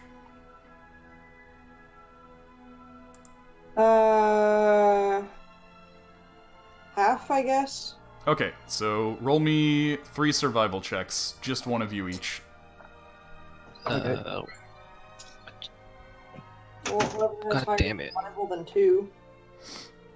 What was in the lockbox? The thing that you You were can't after, open the it. slime. Well, it's not that you can't open it, it's that Sampyl says you shouldn't. I forgot about it. Okay. Yep. Okay. And then one more. I can move this stuff too. Not me, because I only have +2. How about your portents? Oh, I don't have portents right now. I guess I could see what my portents are. Oh. 1. That would have been a good portent for some. 1! Oh my god! Yeah, those would have been great portents for any kind of battle or anything. Yeah, wow, that sucks. Never mind, guys. Someone else roll. Okay, yeah, who's gonna roll survival for us? I don't I'll know. do it. Okay. Yeah, might as well be axe, but my survival was shit.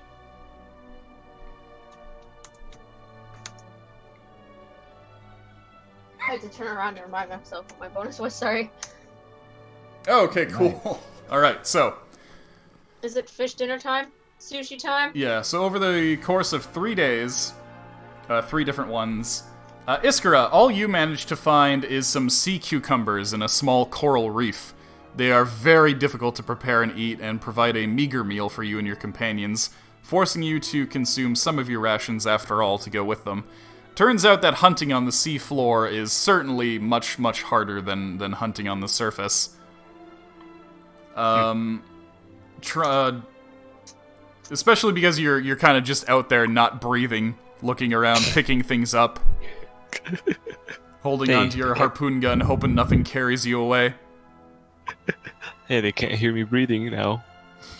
Ardeus, you managed to gather up a bundle of salty seaweed that you can probably dry up to make a salad or wrapping with. Okay. And Yax gets the big haul. Oh boy. What's the big haul? Do I get a fucking whale?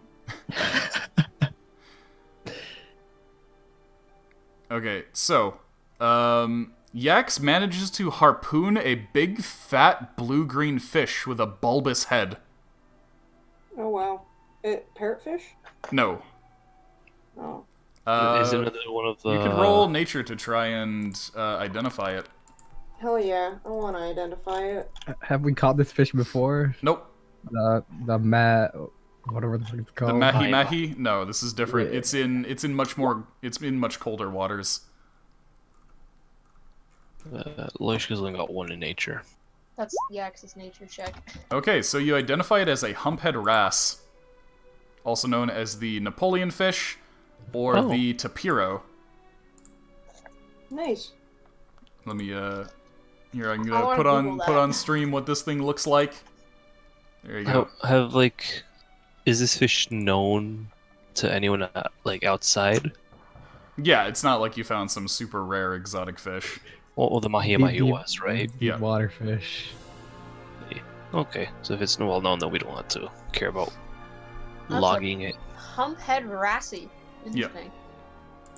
So that's what you managed to get. It provides food for your whole crew for the day. Napoleon fish edible?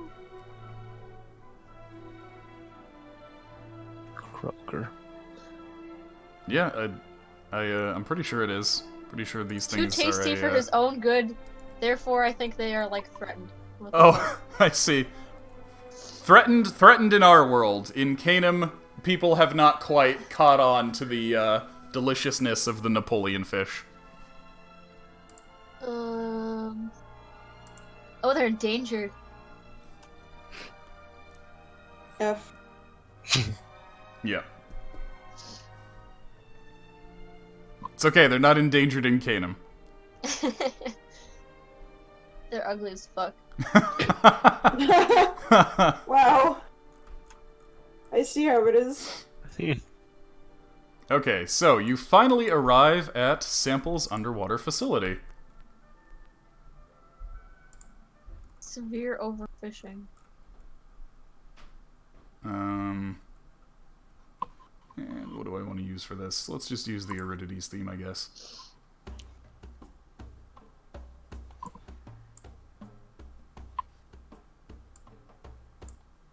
Yeah, makes sense. Nice. Oh, I learned something today. Yeah, that's pretty good. I like that. Become super herpes. Sorry, I just tuned into what chat's doing because my monitor's not big enough to see everything at once. Okay, so you finally arrive at Sampyl's underwater facility. From the outside, it looks like a small fortress built up with concrete, steel, and glass. And covered... you have to show chat the icon. What icon? For Samuel's lab. It's literally on screen right now. Okay. Well, I have to pause stream or else my computer implodes, so... And, oh god, this fucking program. Good! Good! Thank you, program. Thank you. This is what I wanted you to do. Also, yeah, don't worry about looking at stream, because you shouldn't be anyway. You should just be looking at chat. Popped out. So for some reason, sometimes Roll20 just wants to, do this at me. Cease! Cease! Cease, I say! Chat, what's going on? Ah! I hate it. I hate What this is program. happening? Hate it. Hate it. I keep seeing fucking penis and gay ass. Okay, so when I zoom all the way in, for some reason, it wants to just fucking like freak out on me. No, Yeah, it's mine just does it gets Oh, it's hold not that on, it guys. twitches, it gets stuck on like selecting the bar. So it just fucking goes in and out infinitely. Just refresh it. No, that's not helping me. I'm gonna use the restroom real quick. Okay. As soon as narration comes, everybody's got to go. Okay, I guess I'll P2 while we're at it. Okay, fine. I guess I'll Great, P2 let's while go. we're at it. Me three, I guess. God, somebody needs Four. to stay here to entertain chat. Hello, chat. How are you? We gotta pee in shifts. None of this buddy system. I could teach him some funky Okay. words in Spanish. I'll be right back. I have high blood pressure, so I pee quick. Oh, that doesn't sound good. Who wants to learn some funky Spanish words that go hilarious together because they rhyme? I'm assuming chat's just raising hand going me. Today you'll learn about sorete cohete. What that is basically cohete is a rocket, like a firework. Sorete is basically just poop. It's caca. So it's basically a shit rocket. Have fun. It's like a spud gun. There's a reason why I am mentioning words. Did everyone pop out? There's a straight up reason why I mentioned these words and in that order. Reasons I shall not delve to. But yeah. What else can I teach you? You're most welcome, Jakey. What other words would you like to learn in Spanish?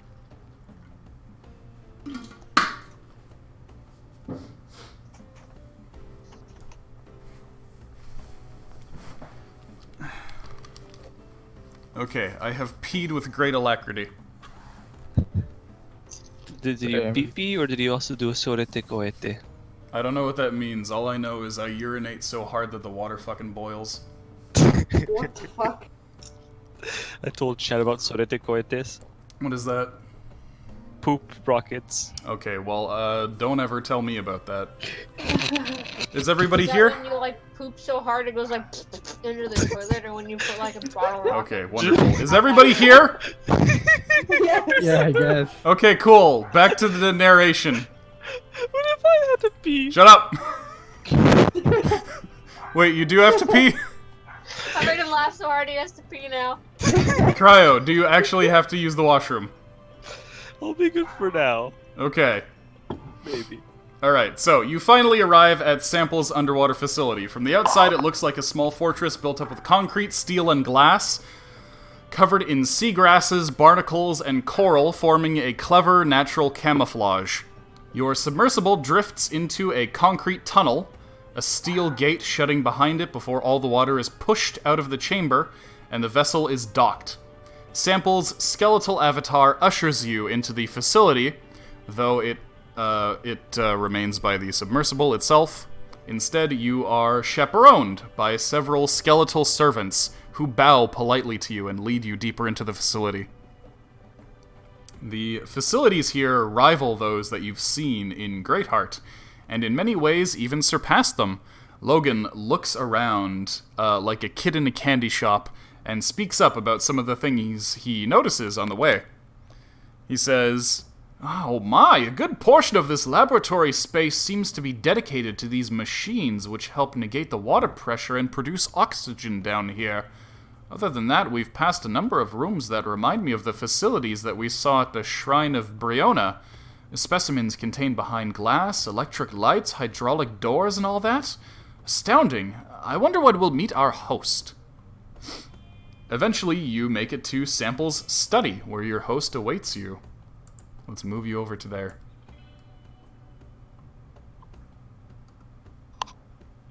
Okay, so you can place yourselves near the entrance here. Hell yeah. This my kind of room. The certain guy's like the only thing that loaded. Oh, excellent. There's more of them. A sample of brain in a jar? Yes. Excellent. So yes, you make it to Sampyl's study, where your host awaits you in the company of his multitude of muscular sons. His appearance is somewhat alarming, however. He appears to exist as merely a brain, suspended in a glass vat. The glass vat has a mobile platform, but occasionally it is carried around by one of his atoms. Despite his condition, he appears to be perfectly capable of speaking directly to you. From what mouth? Exactly. Uh-huh. Welcome, surface worlders. Please, do not let my appearance alarm you. I'm glad that we're finally able to meet face to face, as it were. Please, make yourself comfortable. My sons, please assist my guests. Treat them as though they too were your masters. What would you like? A feast? Perhaps a massage? Entertainment? How about all three? Okay. Yeah. What do you want to start with? Feast, massage, or entertainment? Feast. Okay. All the same time. Also, if I'm his master, I want to be carried around on his shoulders. Okay, so you decide to dine with Sampyl and his sons. For appetizers, the Atoms hand you each small plates. The table is then lined with plates of undersea delicacies. The Sampyls take the food from the plates and tenderly and gingerly place it on your own plates. There are baskets of sea grapes, seaweed salad, sea urchins pickled in brine, crab legs, stewed mussels, and skewered seahorses drizzled in sweet green sauce that you are informed is an algae preserve. As the Wow. centerpiece, Sampyl brings out a whole rotisseried shark. Wow, you guys certainly get busy under here, huh? You are also served a unique kind of alcohol, which Sampyl informs you is a kind of rum made from boiling down sweet red seaweed for the sugars and mixing it with an algae-rich brine, which then has deep-sea microbes introduced who break down the sugars before the whole thing is electrified, making an alcoholic substance. The whole mixture turns a peculiar bright blue color, fizzes gently like a sparkling wine, and tastes vaguely like toffee. Sampyl calls this drink electric blue. Huh. The wall They just least give us try it. Mountain Dew. it may be some Baja Blast. Some alcoholic Well, Baja Yax Blast. takes a big helping of shark and as many crab legs as she can get her paws on. Good.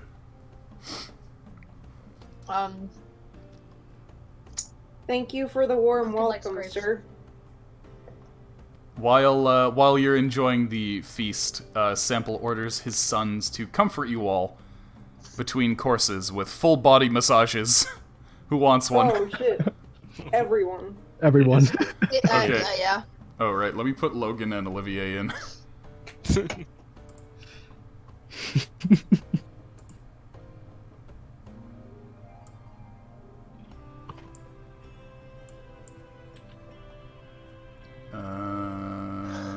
Olivier. I guess the mule sits at the table too. He's well-mannered. Excellent.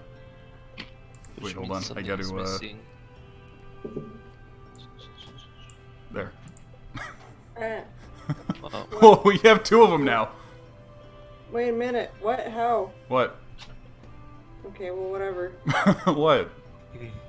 Aw. Yeah. He on the brain. Yeah.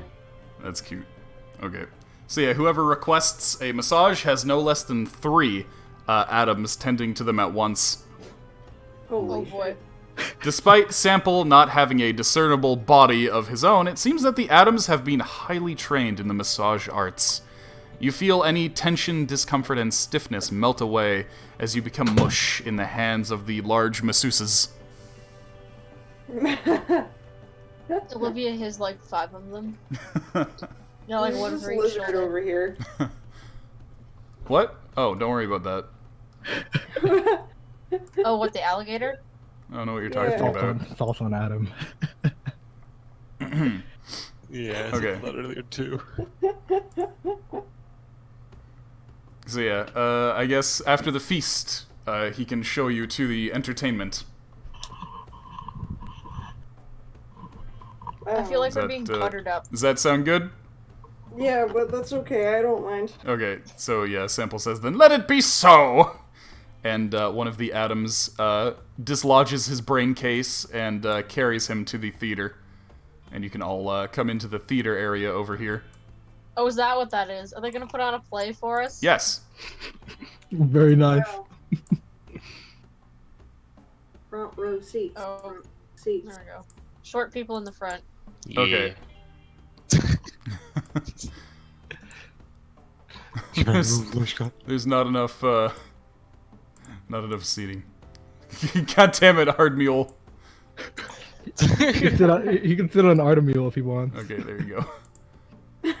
Ard Mule's sitting on the poor chair, old and then crippled Logan's man. sitting on Ard Mule. You Okay. deny the old man with a cane. So Please yeah, move to the back of the bus. he leads you all to his small theater, where he has some stools arranged for you. On the opposite end of the room is a small elevated stage. In the audience with you, you can actually see a skeleton. One of these fellows here. The skeleton is holding a paintbrush and facing a canvas upon which is a half-finished depiction of one of the atoms showing off his gluteal muscles. Is that Sampyl? Is what Sampyl? The skeleton. Oh no, the brain is. He's able to possess any of the skeletons, though. That's what I meant. Is Yeah. he possessing the skeleton? Yeah. He can, but the skeleton currently does not appear to be animated. It seems it is currently idle. So you are ushered and to sit down and watch the performance. The lights go out, and electric spotlights come up. I need something for this. Are we gonna have... Oh shit, what was that place called? Excellent. Let's not look this up here. Don't worry. Here we go. Okay, so...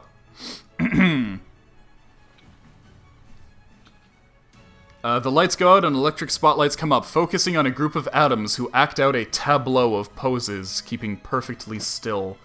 And then the lights go down and come up again, and they're all in different poses. The story seems to tell a tale of gladiators who are forced to wrestle one another to the deaths for the entertainment of the Emperor, despite the fact that none of the combatants feel any animosity towards one another. In fact, many of the surviving gladiators even form bonds with one another, refusing to kill their opponents in the arena. For this act of rebellion, they are punished and made an example of. Eventually, the brotherly union of wrestlers bands together to take down the Emperor, culminating in a wrestling match between the Emperor and the ringleader of the renegade slaves. That's the play. Do we recognize this as the history of anything, or? Not particularly. It actually seems to be one of Sampyl's original creations. And perhaps just an excuse to see the atoms wrestling each other in tableau.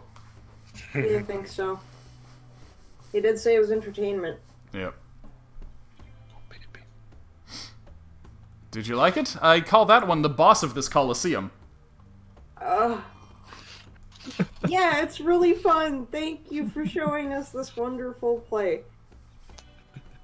It was very macho and almost made me not want to be a wizard anymore.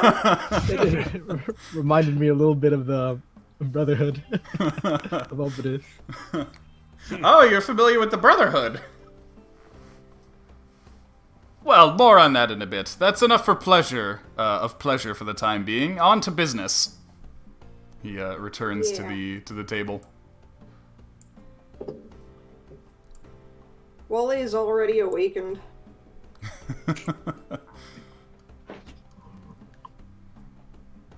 Okay, business music.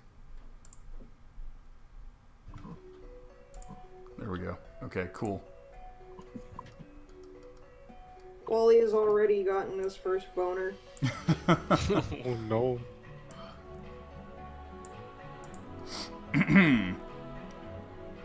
So, you all procured me a precious item which had slipped through my proverbial fingers. For that, I am grateful, and I plan on rewarding you for that. However, that is not the end of my requests for you at present.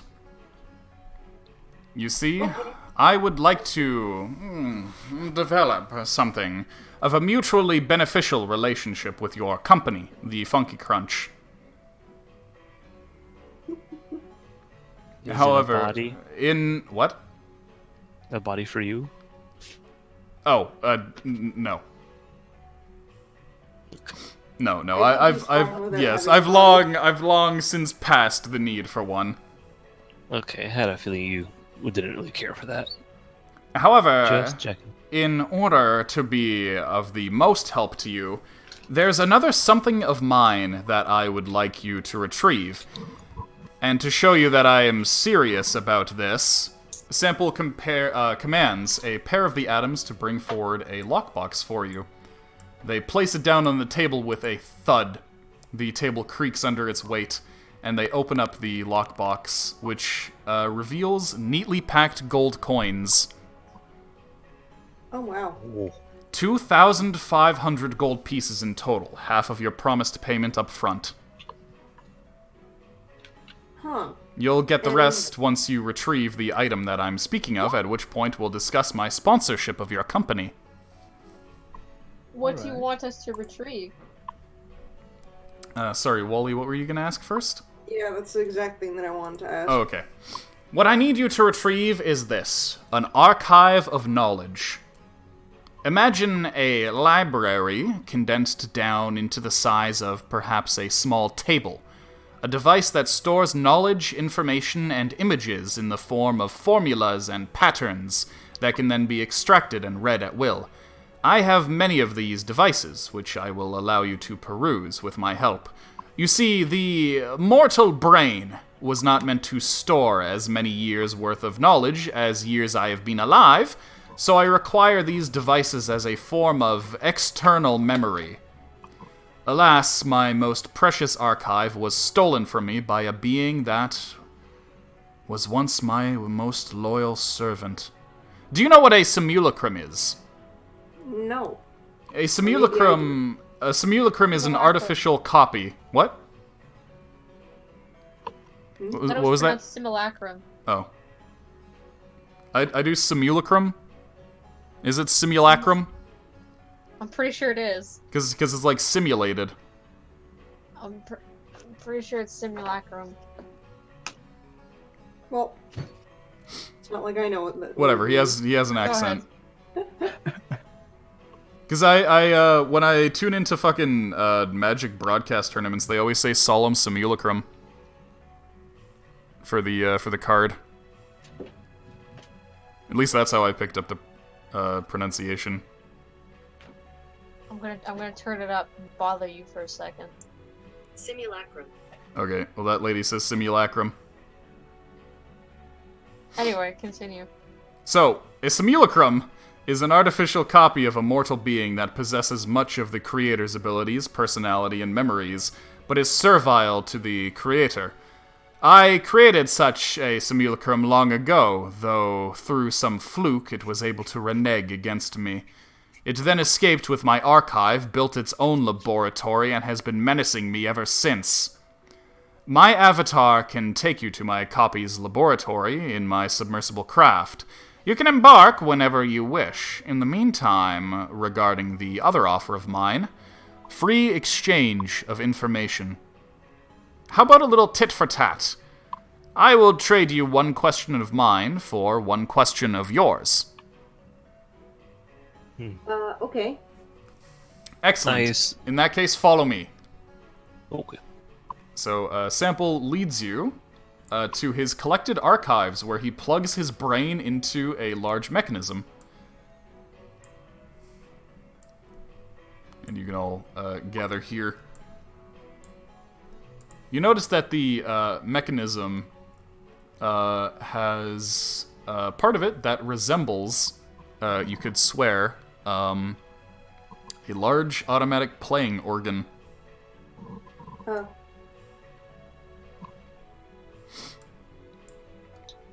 No. Okay, so would you like to go first, or would you like Sampyl to ask you a question first? Sampyl, please ask us a question. Okay. First of all, I'd like to know, how much do you surface worlders yet know about the orbitals? Your people may call them gods. That is the 5, Briona, Fulgoran, Kenjo, Opidus, and Tenegar. Well, a lot of surface level details. Like, we know the legends about them, where, you know, one of them landed in the ocean, created, like, the crater, or, like, the corpse of it. You're thinking of Orphan. Yeah, You're not thinking Orphan. of any of the orbitals. Oh, okay. Then I have no The idea. five that I mentioned are Briona, Fulgoran, Kenjo, Opidus, and Tenegar. Oh, right, they have temples. Yeah, they have temples. Briona dealt with more biology stuff. Yeah, with eternal life. Opidus is Well, more they're about like. They're more labs than they are temples. Yeah. Mhm. A lot was hidden and kept secret because partly the elves didn't want anyone to go in there, and we ended up unearthing a lot more that nobody knew. Yeah, we even killed a froghemoth. It was really fun. It was. But yeah, so it seems like all of them were, you know, doing something related to some kind of area of science. So biology for one. Oh, and then there was that one thing in the library. Yeah. Yeah, like the glowing things Yeah, the after one we've been to place. specifically the one where when Wally entered, he saw like stars and stuff. Oh, hello. Oh, raided. Astral, thank you for the raid. Hi, Astral. Thank you. Hi, Astral. Your little pig boy says hello. Oh, that's what I need to import. Yeah, go on. But yeah, there was that one platform that we stepped into, and we ended up seeing stars and all of that interesting stuff, and apparently that was... What did that have to do with gods? No, wait, no, not gods. Something, Kenjo, I'm pretty sure. Or Yep. something like that. In the Lost Library of Kenjo, you mean? Yeah, it was in the Lost Library of Kenjo, but I don't remember what that platform was in relation to. It was a Brianna, I green suppose? platform, and when you stepped into it, you could see stars. Except Yeah. when you stepped into it holding the black disc. Yeah, except for when we stepped in holding the black disc. And then I show him the black disc. Oh, I see. Could I take a look at that device? Yes, absolutely. Wait, device?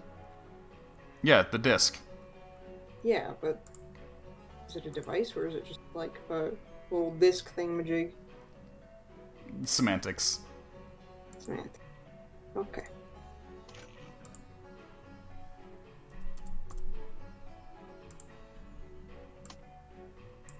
Wizard says, what? What?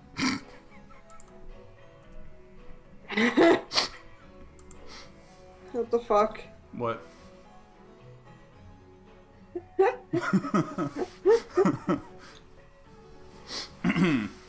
Jesus. Ah, I see. Yes, this seems to block divination magic. Which is likely why you saw nothing when you entered the scrying pad over at the Library of Kenjo. So why would anyone want to have this? Well, it would prevent detection, remote detection specifically. Huh, okay. So if But what anybody was trying exactly? to scry on you, for instance, using a scrying pool or any other similar magic, they wouldn't be able to find you. Okay.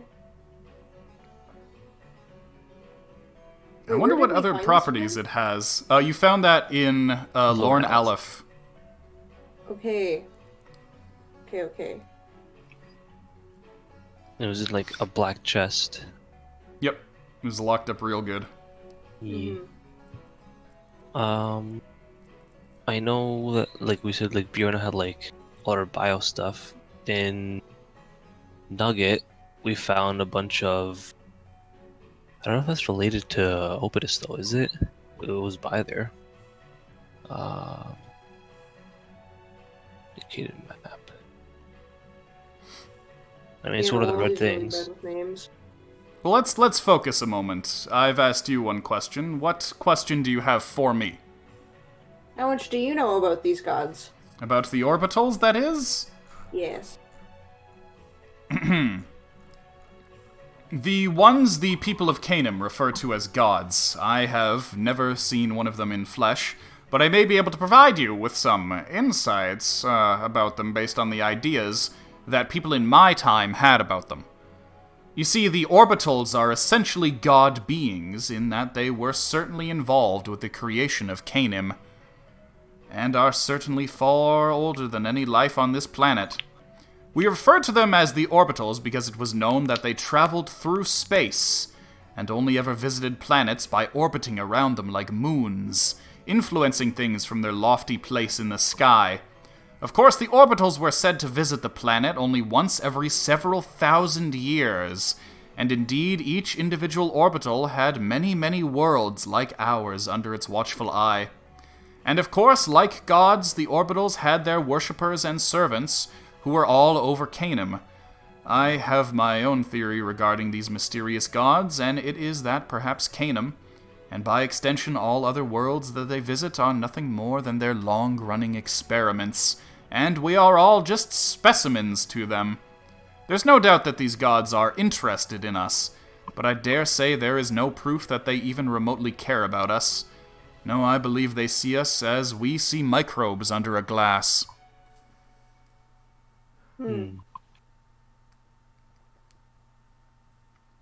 Okay. May I ask another question? Yeah. What do you know about how magic works? I think we Bacteria. heard this in not bacteria quite. If I'm not Star Wars mistaken, it was magic supposed to be bacteria. spirits or something, and whenever we cast magic, a mage or like a wizard would, I guess. I don't remember how it was explained exactly. Would stimulate specific spirits or something like that? I don't fucking remember. That is mostly accurate. Magic is the process of entreating forces known as spirits in order to perform tasks or cause effects. Yeah. There was like a book in the Lost Library or something, I think, that talked about like something along with it. Like the microbes and spirits or something. Somebody looked at it kind of horrified because they're all around him. Yeah. Okay, so you do know a good amount about them then, up on the surface. This is from information that you found at the Lost Library, yes? Yes. Oh, so it turns out you have found that place again. Not many people No know longer about the it, though. Lost Library. Yeah, think there now was it's other the people Lost there and when we Found got there. Library. Yep. Oh yeah, but like it's like a very tight access kind of deal. In that case, do you have another question? What about like the entities on the discs that we saw? The four beasts? Yeah, we had I forget their names. Yeah, damn it. you show them, Yeah, or rather, yeah, The you show Red Dragon, them the Sea Panther, yeah, the ones that you Leviathan. found. Ah, and like the eye. yes. Yes, I know of these very well. Of the many beasts that roamed Canaan, there were four who were the fiercest of all. Beasts who kept Canaanites from roaming too far or building too high. The banes of civilization itself. Excuse me, what? What? No, Yax just does not like this information. Oh. First there was Shepesh, the aquatic panther. Shepesh once terrorized the Bedra marshlands to the west. Shepesh's saber-like fangs coursed with electricity, which it would use to paralyze its prey, and its hide was harder than steel, making conventional weapons useless against it. It was actually Shepesh who first drove the Tabaxi of Chantley up the mountains from their home in the wetlands, their obsidian weapons proving useless against it. Shepesh inhabits Lake Koyot, which is the home of the Grungs. The Grungs are known to sacrifice those who would offend them to Shepesh. There, Shepesh guards its lair, the subterranean city of Copper. I haven't been able to investigate what this city may be itself, though judging by the location it was likely a Karemian civilization. Wait, like the City of Bronze? You cut out a bit there. No, I didn't say anything there. Okay. What do you mean, the City of Bronze? There's like some sort of like city that like I saw in Yeah, no, that was Of it was copper. It was copper. close enough. Yeah, it wasn't bronze, it was copper. I couldn't remember which one it was. Same color. Yeah. Bronze is an alloy made from copper. Copper is naturally occurring. Yes. Neato. That's the yep. Mhm. The second of the great beasts is Terioth, the all-consuming dragon. Terioth was worshipped as a god by the scaled folk of Surak, who brought it sacrifices that their own lands may be spared. It sat upon a temple, deep in the jungle. This temple on a mountain... Sorry, Fuck, I fucked that up. Okay, it sat upon a temple upon a mountain, deep in the jungle. This mountain was said to have turned volcanic purely from Terioth's presence. Indeed, Terioth was able to breathe great gouts of liquid fire that turned the jungle around it into a hellscape. Though, curiously, despite being a dragon-like creature, Terioth was incapable of flight, though it was known to burrow under the ground, emerging without warning before igniting and consuming its prey. And finally, there's Orphan the Abyssal, a massive being who fell from the sky, creating a crater so massive that it birthed the Canaan Sea itself many eons past. Orphan sits at the bottom of the sea near the egress. Though Orphan is certainly dead, their influence is clear, From their body, countless horrors are spawned, all of which bear some resemblance to Orphan itself. I've never seen Orphan's body myself, though I have observed it through proxies and instruments. It is a great leviathan whose body must have spanned over a mile long in life. Since it fell, much of its body has rotted or been carried away. Of course, Orphan is far too dangerous to approach. However, if we are to move beyond the Canaan Sea, the only way to do so is to find a way around Orphan's children and its harmful aura.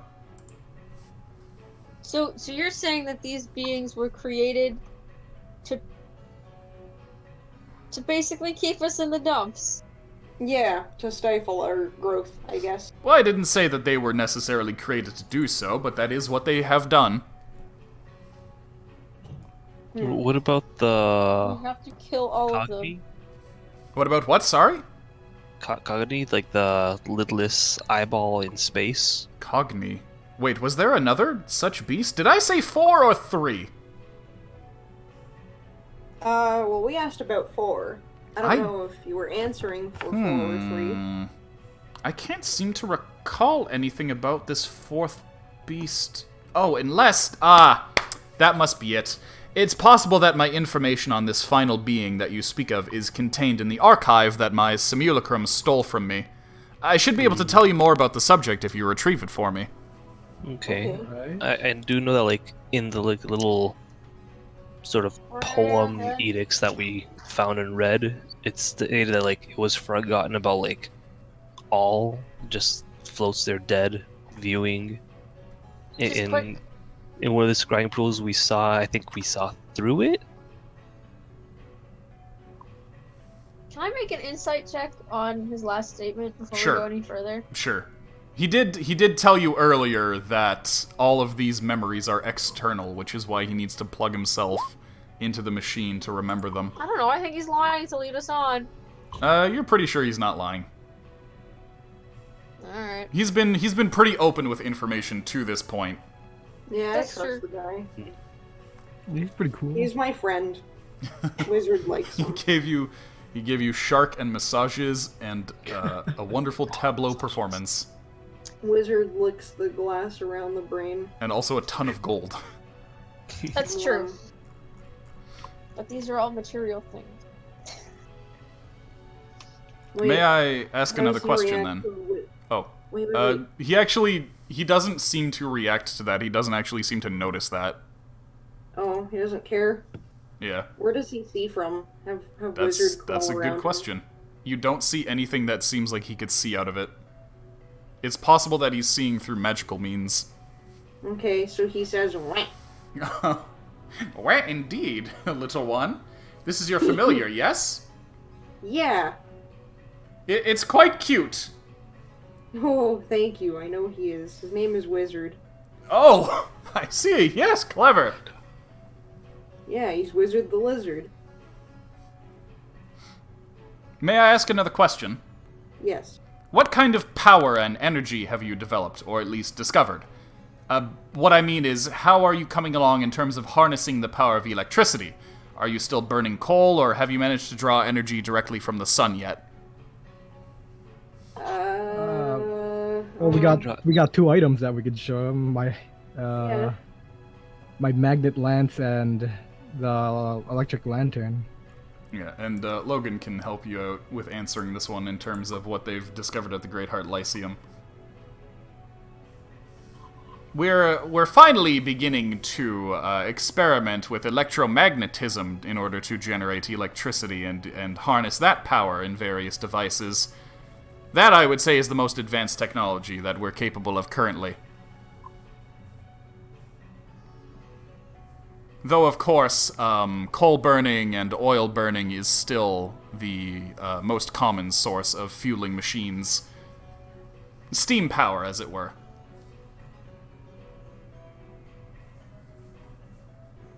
But thanks to our discoveries, we are finally able to begin research on making batteries smaller and smaller for devices. I see. Your voice sounds a lot like mine. It does! That's because I'm actually terrible at doing the Frankfurter voice, which is supposed to be Sampyl's voice.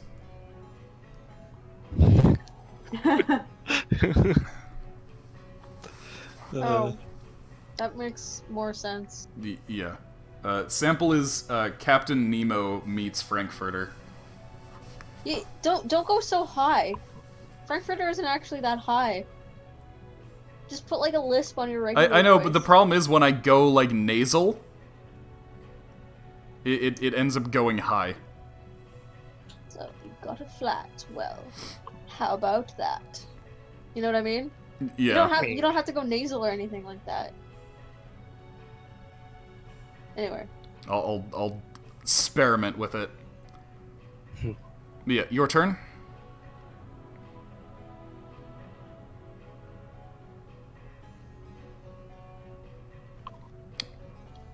Your turn for questions. Great. We could do a simple one about like shark and pins and the drowned blades. If that was from his If it's related to him, because he has a couple of skull boys with him, but I'm not sure. Yeah. Okay, Yeah. so what's I the am question? curious about that. How do we word this for maximum results? Do you think your ship was sunk by? Wait, no. That's too self-contained. Yeah. I'm not. Yeah. I'm not a genie. I am out to help you. No, but like that's the thing. You don't need to be insanely specific with your wording. I'm just really used to it, okay? What did you have to do with that specific, like why, could you tell us about the context behind the mission that we went on to retrieve the box with the slime? It was something that I had lost when my simulacrum rebelled against me. I intercepted it carrying it away from my lab, and it ended up at the bottom of the sea, where it was eventually carried up. It was tossed around back and forth as a mysterious treasure until my proxies finally managed to get a hold on it, and I had it shipped here. But on the way, it was sunk. So do you think that shark was from your simulacrum then? Well, if there was necromancy at work, I would say it's likely. Considering they are like, in a sense, made from you, they are a necromancer too then. Oh, my simulacrum certainly has the same capabilities as me. Okay. What's That's the what I was wondering, like the simulacrum again? extent. It's a copy. It's a copy of Sampyl that used to be his servant. Oh, okay. Yeah. I was wondering like the extent of like the capabilities, if it's like exactly like Sampyl or like not as good. So why did your simulacrum even do all of this? I'd wish I knew. Huh. A simulacrum is not supposed to be able to renege against its creator. So why do you think this one did? Again, I simply wish I knew. Can we show him like all the skull stuff? Maybe he'll have an idea. There's that? definitely necromancy at work with those. I'd say those marauders that attacked my shipment are what happens if you're killed by the curse on these skulls. I'd be careful wearing them if I were you. Perhaps that curse too is the work of my simulacrum? Huh. Well, we did find it on a bunch of dead things every single time we found them, so... I guess our days is just a Walking Dead man. Hooray! Considering he probably has a barely functioning liver. Yeah. Whatever, I think he's lived enough. I'm surprised you weren't immediately interested in getting the recipe for electric blue. Yeah, I was gonna like Yeah, ask like we were going to definitely do Yeah. yeah.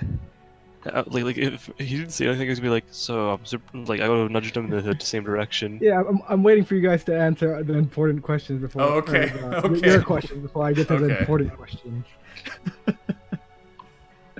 Mhm. Wait, didn't he already tell us though? No. No. Yeah. No. Yeah, no, he did tell you. he He did did. tell you the recipe. I guess we'd ask for permission to sell that. Yeah, like he could make it. We could sell it for him and like We'll get funding for his labs. I don't know. Yeah, like materials. maybe some extra funding for him, or like that could be like part of like the deal for like him Mhm. funding us. I guess it's his turn to ask a question. That's probably something that you'll work out when you actually discuss your like ongoing sponsorship deal. Yeah, Yeah. that's what I'm figuring it'd fall under. Yeah.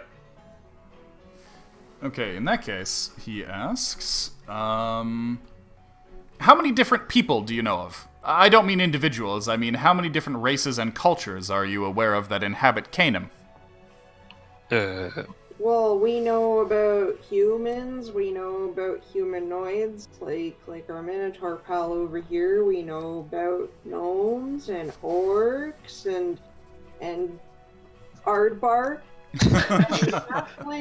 and Yeah, And goblins, elves, goblins, and Turtles? Tabaxi. dwarves and turtles and tabaxi. And we know about that one little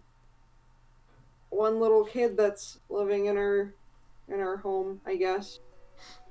Okay, tell me more about that. Pumpkin waves her hands. Oh, we have no freaking idea.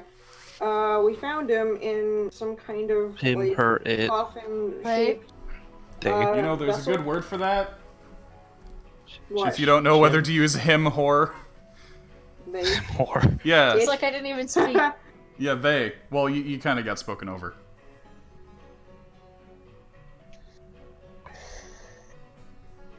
But yeah, so we had we found them in a vessel kind of thing of sorts, or like a coffin shaped thing that was all metallic and stuff, and we didn't know what it was, and There yeah, are lots of like creepy humanoid things there too. yeah. Then they look like this. Okay, and then Wally okay. takes out a piece of paper and draws. Okay. I see. So you have encountered the Karemians, then. Ah, okay, yeah. We've also heard of proto-elves. Yes. Correct. Your turn to ask a question. Why are you interested in these different races, and are there any that we don't know? Well, I'm about? interested in seeing how much you, surface worlders, know of. It's mostly to help me open this exchange of information. Well, don't know. What? Wait, guys. What about the skeletons? They're Karemians. Yeah, the mutated ones. Mhm.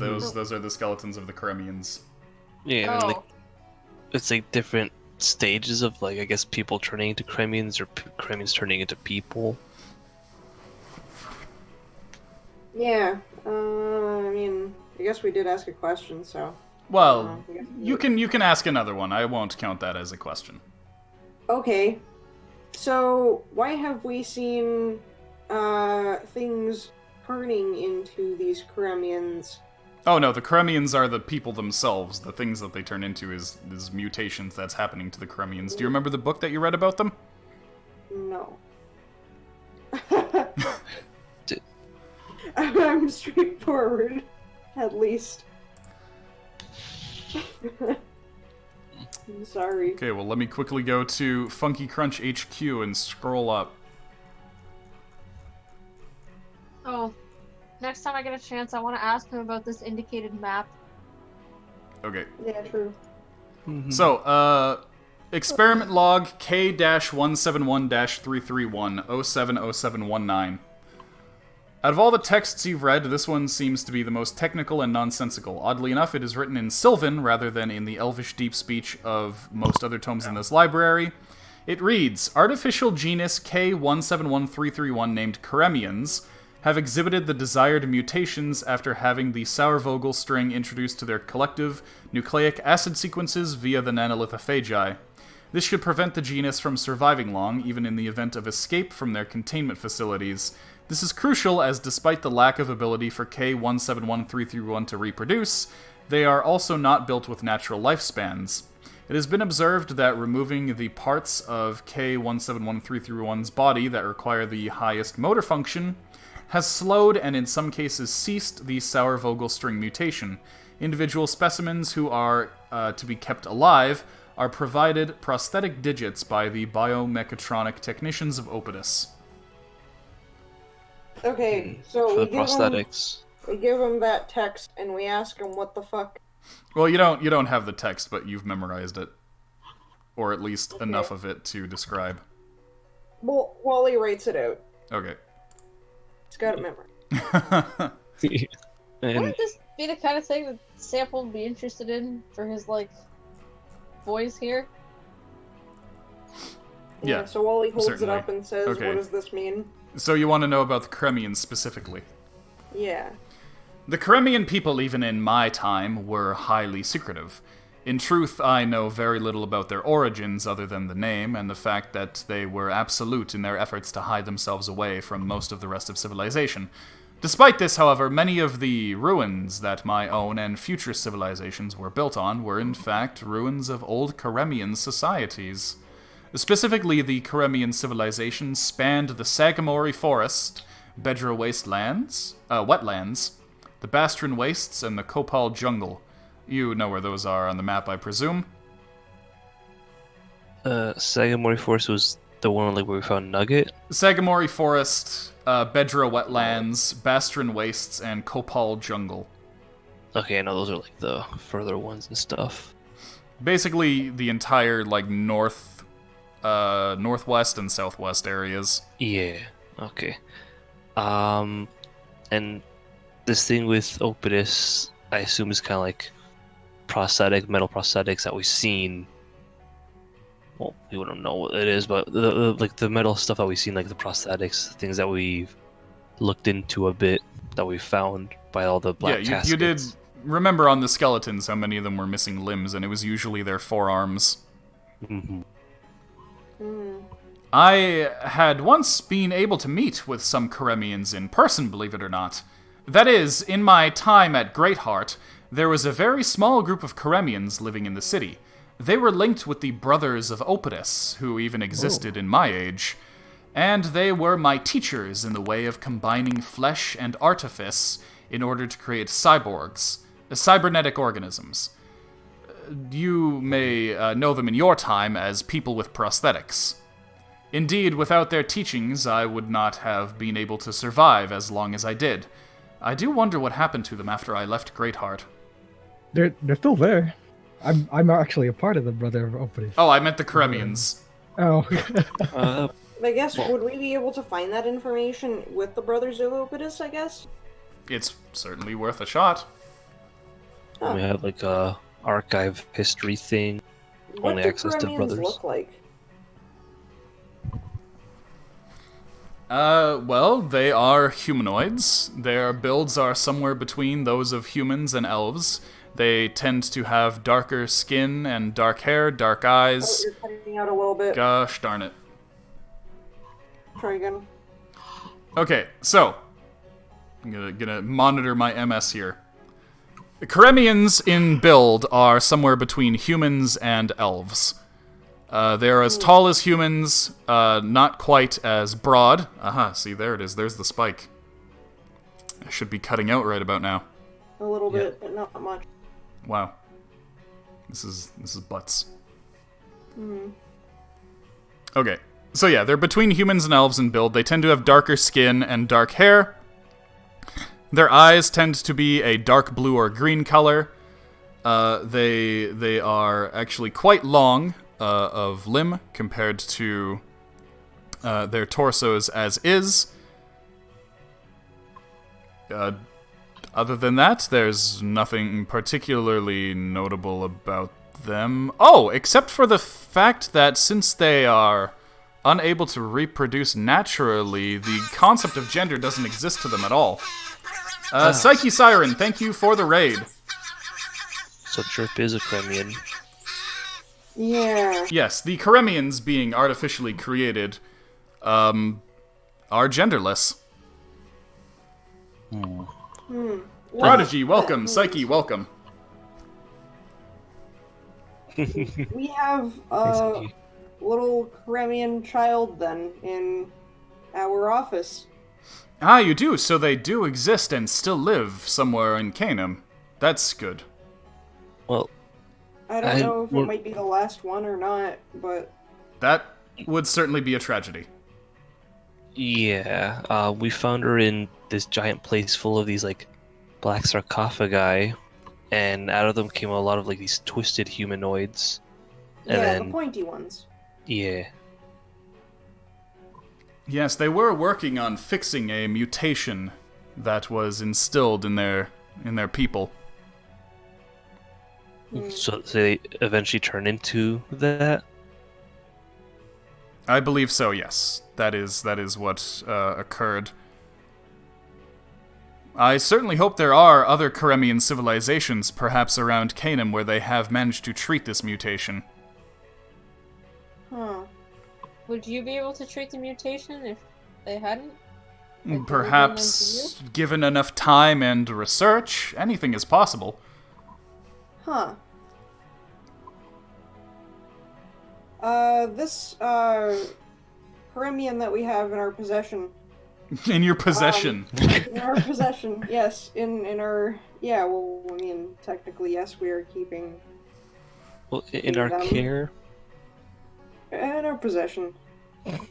Whatever. their careful possession. But Okay. yeah, we noted the fact that this Kremian is afraid of larger humanoids. So currently, they're okay with me and Wally and animals. I think that may have to do more with them being a child than anything.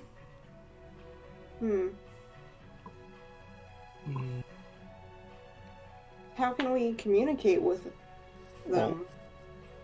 We've already figured that out. Yeah, you're working Oh, on it, true. using Yeah. Noelle. Okay, I guess And her it's his turn to telekinesis. ask a question. Well, Telepathy and patience. Yep.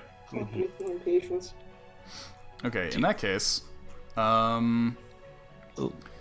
Before you ask, like, did he know about the knots? That, Yeah, I like, was gonna ask about the knots next. about the knots, what do you mean?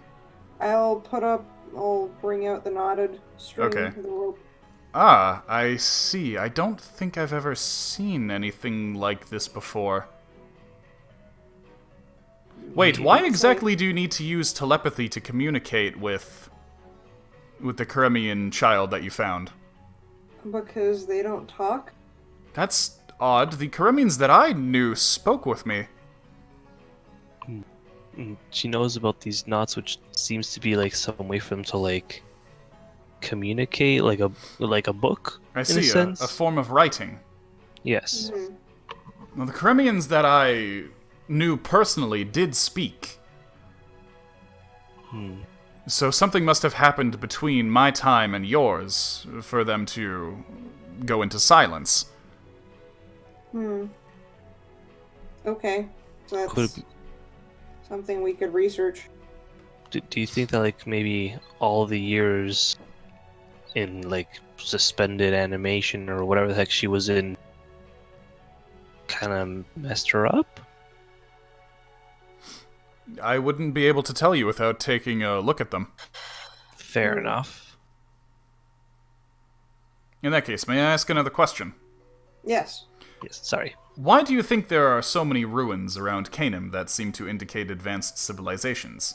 You must find it odd that so many different and distinct groups existed, each with technology that far surpasses that found in Canaan today.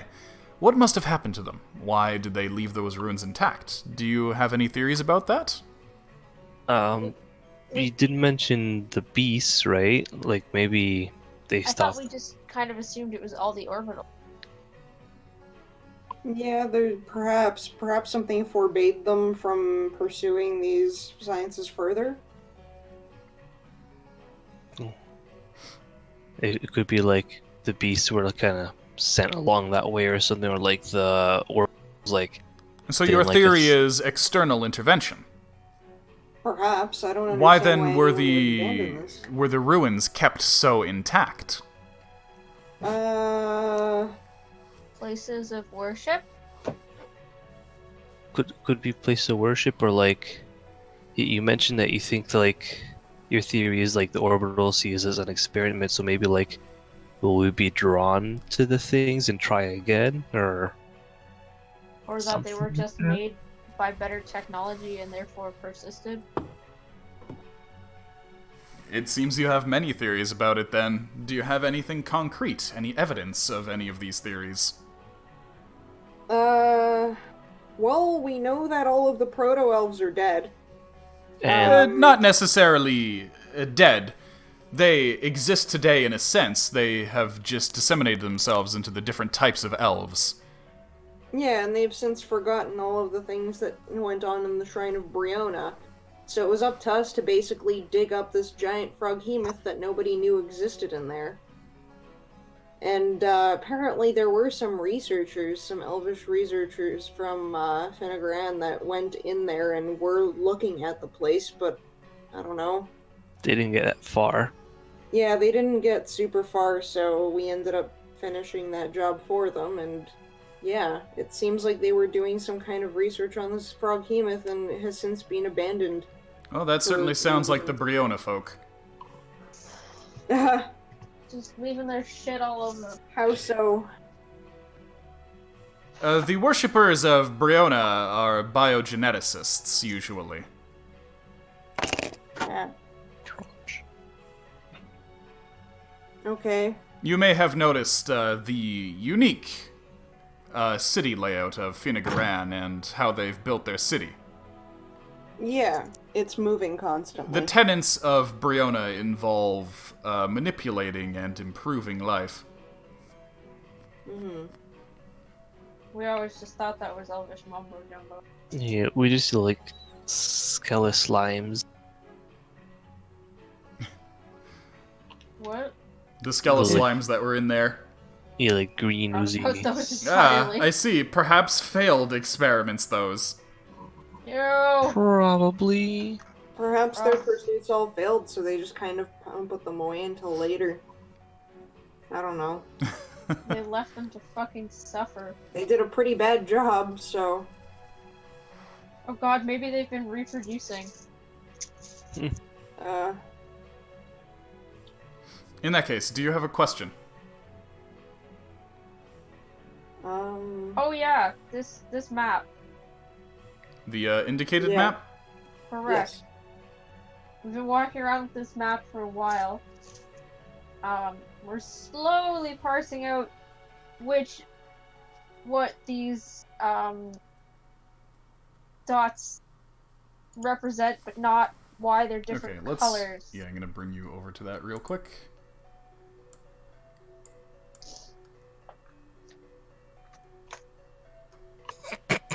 There we go. What are you laughing about? I just noticed something silly with like the machine that Sampyl is on. Oh, good. What? Okay, Well, so I'll draw it later. he takes a look and says, "Ah, I see. Where did you find this map exactly?" This was in Lornalith, I think. No, Yeah, I think so. no. It was a Is nugget. it chicken? Oh, this Oh, was a it was- nugget. Yeah, it I was. barely remember anything about Nugget. Oh my god, yeah, there's so Like much. from the So name. long ago. The name overwrote everything. Nugget was the end of level 4.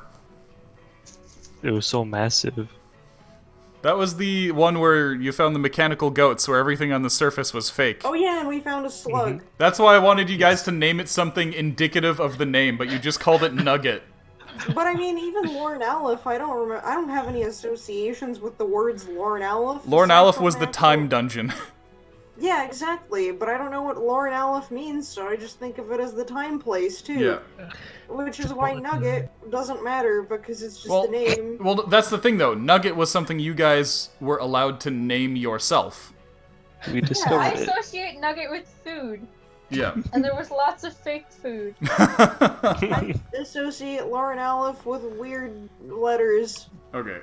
Weird sequence of letters that means nothing to me, aside Okay, from, I guess, so- the label. Sampyl points out that on your map, look at where the lights are indicated. The ones in red Why here. are some of them lit up and some of them not? Well, look at where the red ones are. Which 4 areas do the red ones exist in? Forested? The Sagamore Forest, for one. You can see even down here, there's one in the Copal Jungle.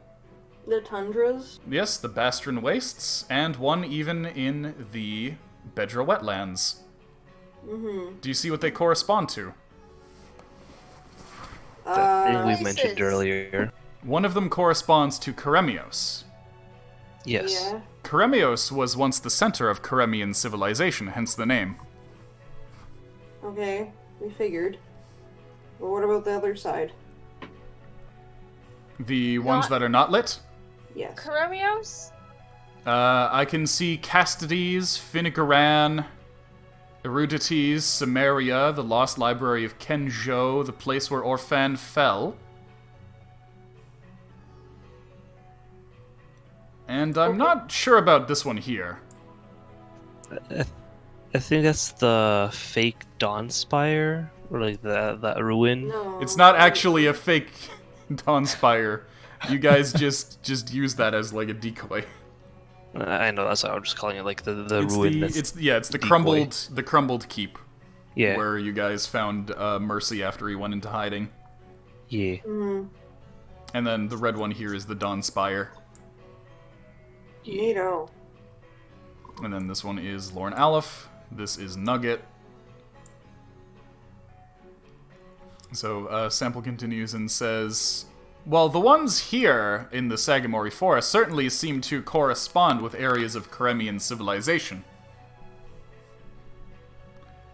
In terms of the others, I know that this one here in Lake Koyot is where the Copper City is. You said that's where the Tabaxi used to be before. Well, the Tabaxi used to roam this entire area before being forced up the mountains. They actually existed as far south as the Kopal jungle. Hmm. Who knows? It's possible there may even be isolated Tabaxi civilizations still down there somewhere. That's interesting. Oh, wild. At So- a glance... Sorry, go on. You're saying that some of these are cities and some of these are something else? That's a good question. I don't have any concrete analysis, only theories. I can only tell you what these areas mean to me. Sure. Good enough. Yeah, so I know that this one here is where Shepesh has its lair, the city of Copper, Lake Koyot, where the Grungs dwell. I am absolutely baffled about this one. I have never known anybody to have penetrated that far into the Bastron Wastes, not even the Karemians. And this one down here, if I were to make a guess, I would say that is perhaps Terioth's domain, the temple on the mountains. Okay. This one up north in the wastelands, in a scrying pool with using like a disc that had like a narwhal on it. I think that was the right disc. Yeah. We saw like some creature there. There's like some frozen spear. Are you certain it was there? We're pretty sure. What else can you tell me about what you saw there? It was like a frozen lake. There was like just this, like the turtles. That's where the scrying pool originally was. Saw it, and they were freaked out about it. They saw like the creature roaming. After some convincing, we had a look, and we just saw a skeleton of the creature. Could And you tell me frozen anything land. else about what you saw there that would indicate that it was there, other than it being a frozen lake? Surely many lakes in Canaan freeze over from time to time. True. I mean, there's like this section over here that could be the lake in question. Well, Logan... I mean- Sorry, go on. To be fair, we also saw the city in the scrying pool, Mm-hmm. and we also saw the bottom of the ocean. And like, we saw the whole map through So I mean, the floating we saw eye. we saw other points on the map indicated through the scrying pool. So it's just kind of a reverse logic thing. I see. Alright, that's fair, if you think that is the location you saw in the scrying pool. I think it is anyway. It's like just the most leading thing we have. Logan notes, What we saw was actually an area that was heavily forested. Wasn't there some other one that was like frozen too or something? You saw a frozen lake, mountains, and forest. Oh, so then So there are no forests up there? That's above the tree line. yeah. So so then it would be the one over here then on the island. Alternately. Yeah.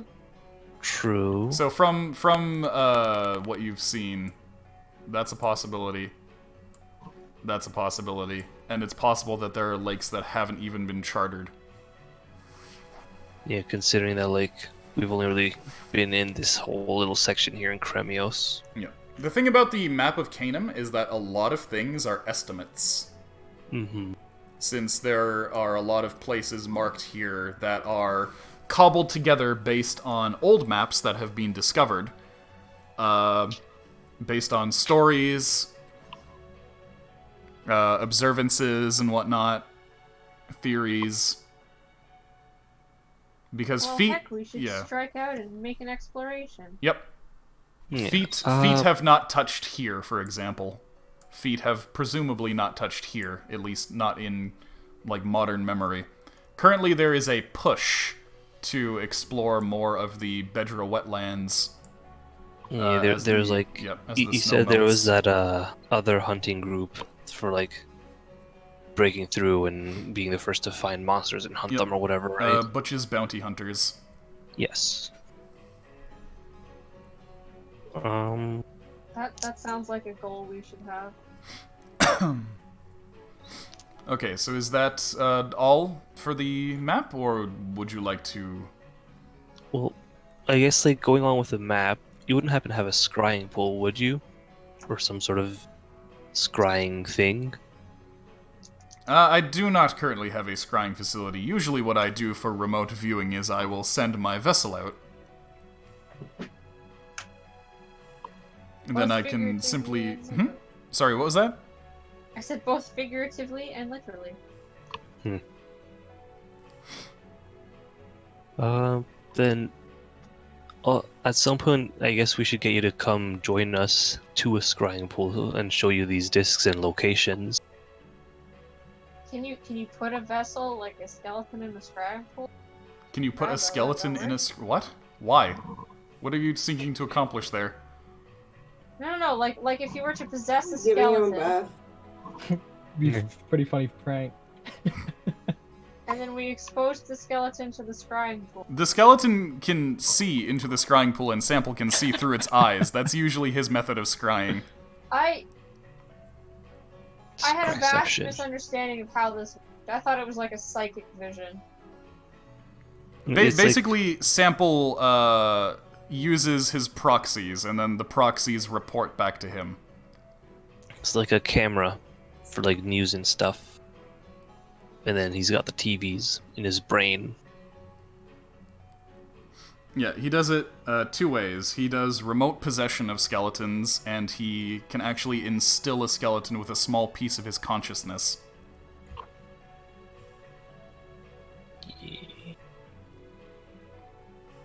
That's usually what he does if he needs to do it for a long time, because remote possession only has a certain distance on it.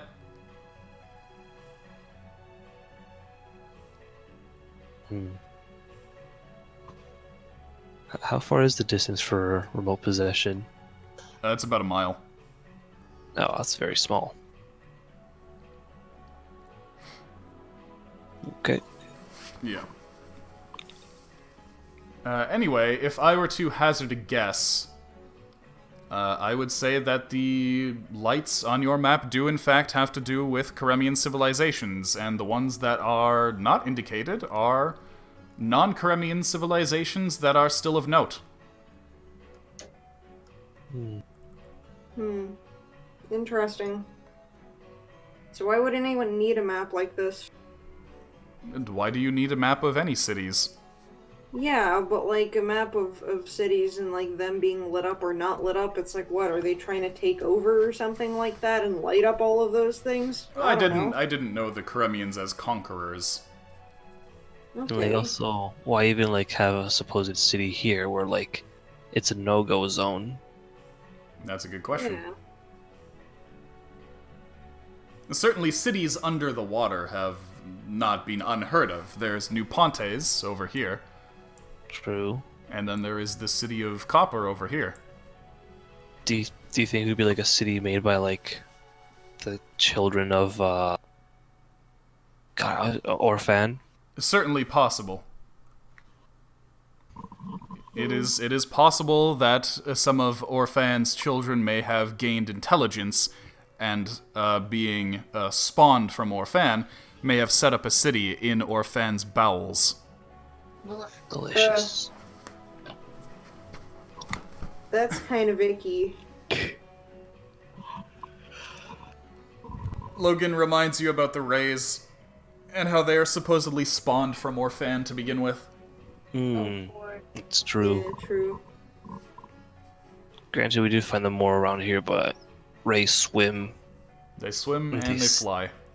They see flap flaps and air flap flaps. Yep. Yeah. I have a question about the other gods. Since we know Bryona followers studied biotechnetics or Biogenetics. and, biogenetics, and Opidus's followers studied body augmentations. What of the other gods? Okay, which one do you want to know about first? Which ones are there again? Fulgorin, Tenegar, and Kenjo. Right, let's how about Fulgorin? Fulgorin is the god of law. However, followers of Fulgorin, in terms of the sciences, were mostly interested in weapon technologies. Alright. Of the orbitals, Fulgorin seemed to be the one who was least interested in scientific pursuits and was more about maintaining law, order, and society. Alright. Kenjo, on the other hand, was significantly more scientific. Kenjo's domain was theoretical physics, mathematics, space.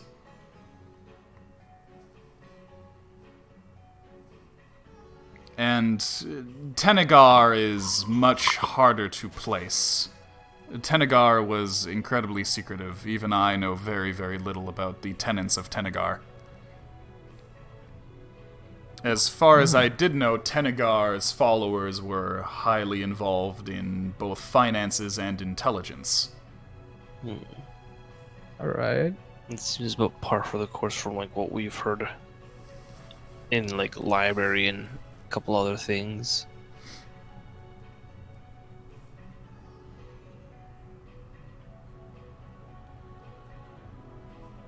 May I ask another question then? Yeah. Yes, please. Tell me of the conflicts that exist in the world above. I was aware of a grand-scale armed conflict about 100 years ago. What was it now?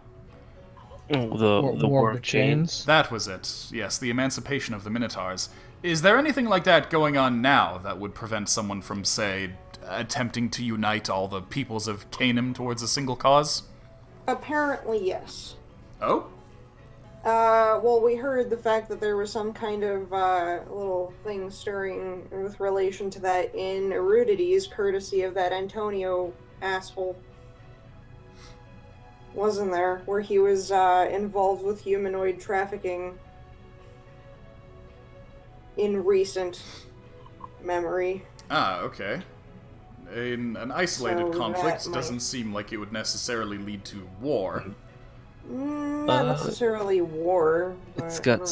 Sumeria involved, Erudities is involved. Who else was like basically involved or kind of like against it? God,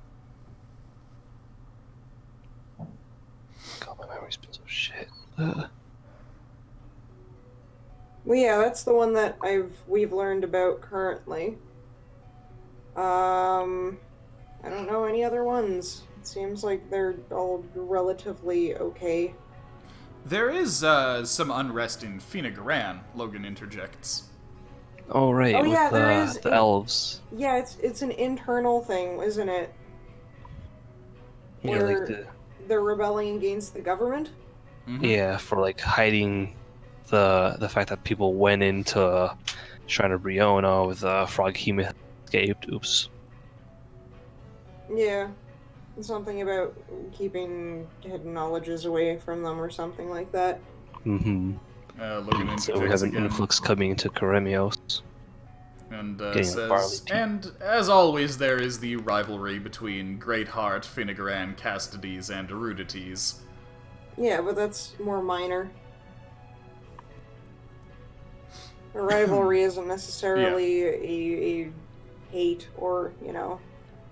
I'm saying a lot of the friendships that we have are tenuous, and it would certainly be a Herculean task to get all of Canaan on the same page. I guess for now. the closer thing we have right now to get them on the same page is like the push to the west. Yeah, though I imagine Finnegaran is probably a little bit less lukewarm towards us in Speaking, Greatheart, considering we went into the Shrine of Briona and kind of, you know, outed their government for being a bunch of secretive assholes. But, you know, maybe that might make them a little bit more open to the others, like others that are not elves or I mean, residents. I would say they probably don't know it was us, but considering it's the government and they like to keep secrets and things, they No, probably they know do. about us. We made quite the big stink. Yeah. It was fun though. So if anything, we're regarded as heroes in their eyes. Well, in some of their eyes. In some of their eyes, certainly, but that still rallies people behind us in some way. So like the younger generation, not the government side. Yeah, just whoever would side with us. Okay. The civilians. In that for the most case, your turn. part. Why do you want to rally people behind a single cause? For what purpose? No, I never necessarily said that I did. Then why ask about it? Well, I'm just trying to get a sense of what things are like on the surface socially. Huh. Okay, I see. And there is one thing, which is the egress from Canaan. I am just wondering if it would be possible for Canaanites to cease their bickering enough to actually find a way out of Canaan. Well, for us, it's not really stopping anyone, but, you know. Because it would certainly take cooperation to get past Orphan, and certainly more cooperation to attempt a push to the west to see if there is a coast out there that is accessible. speaking of that, do you know what the coast or do you have a map or something of this entire continent? I don't. In my lifetime, I was also never able to exit Canaan. Hmm. What is going on here? Just drawing a orphan.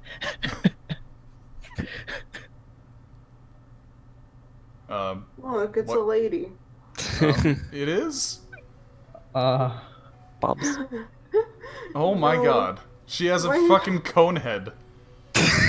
And like a skull lump. Oh my god! It's Frankenstein's wife. Oh no, wait, okay, now a that's slug. okay, that's hair now. Yeah, it's true. Alright, that's fair. Yeah, it's just a terrifying. flying fucking lady. Jesus Christ.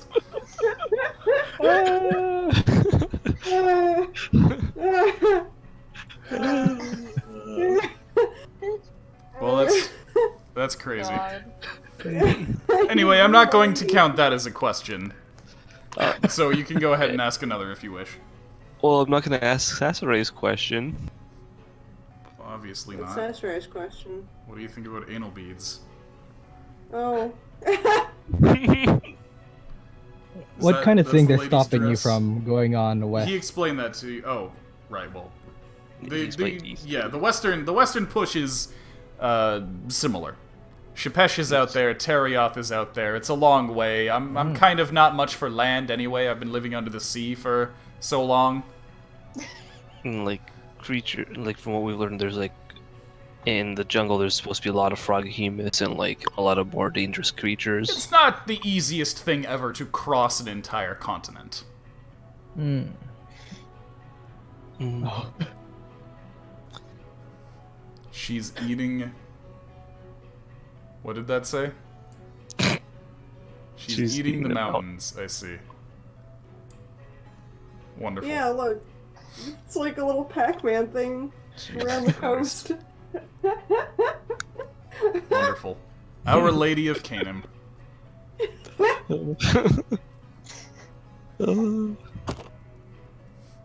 We should spread false news in the fucking newspaper. Be like, look, this is the goddess of Canaan on the sea. Look at her. She's a flying lady that eats mountains. But yeah, so do you Like have nachos. a different question? Question.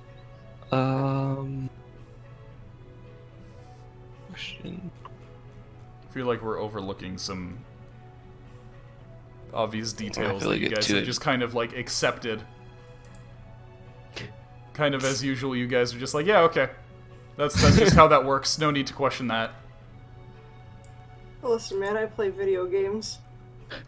It's sort of how you fucking have to think. Oh, I don't since know. we're here now. I mean, I guess we can ask about him. Okay.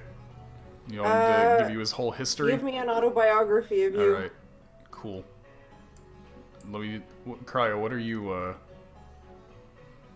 What are you? Huh? Cryo. What?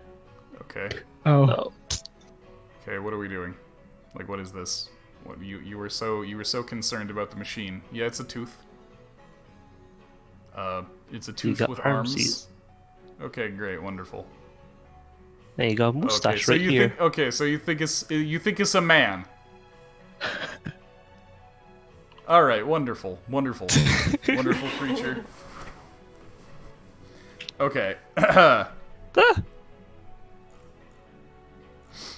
I suppose I should give you some insight as to who I actually am, then.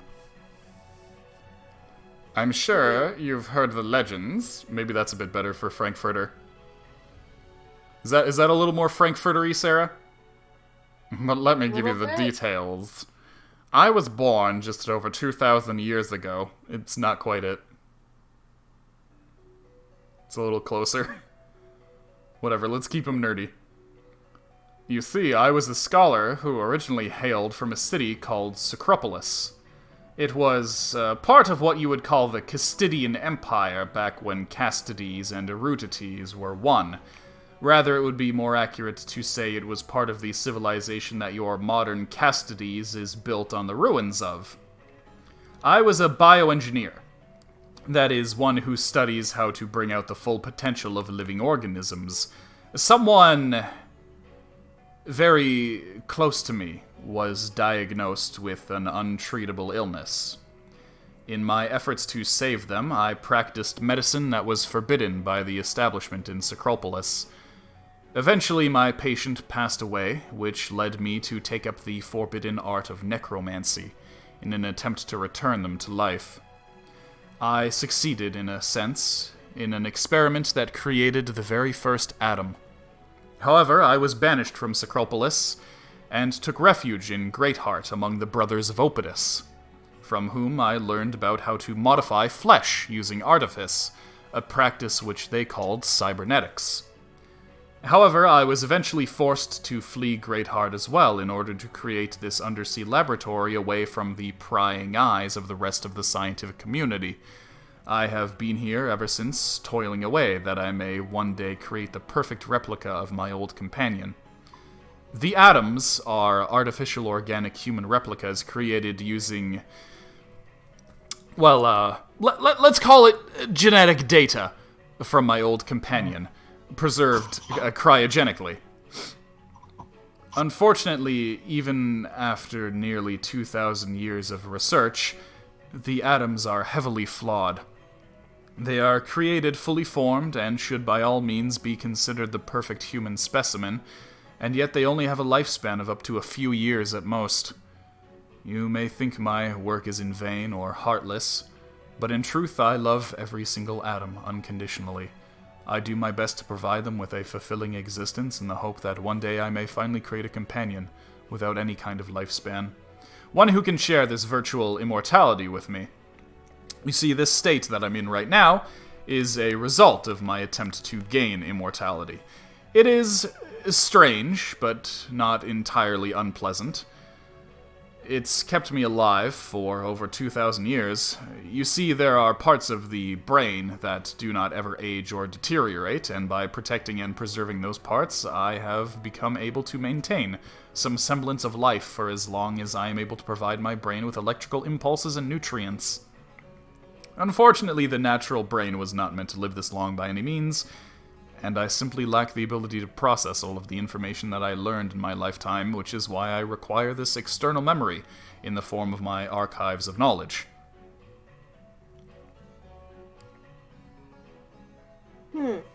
Okay, makes sense. Alright, so... How were you this- able... Oh, wait, go ahead first. So... You want... Okay, what's stopping you from simply putting these atoms' brains in jars? Why would you not do the same thing for them? If that's what you were aiming for and your vessel is, sufficient for you. Or- Were that possible, I Is would it- certainly do this, but this transformation was not something that was instant. My transformation from human man to brain in a jar took many, many years. And that's Yeah, something that they okay. don't have, so it's not feasible. And what's stopping you from, expanding their lifespan? Is it simply not enough resources, or you just don't know how? Would that I knew. Okay, so I'm gonna say that that's the latter. And maybe the former.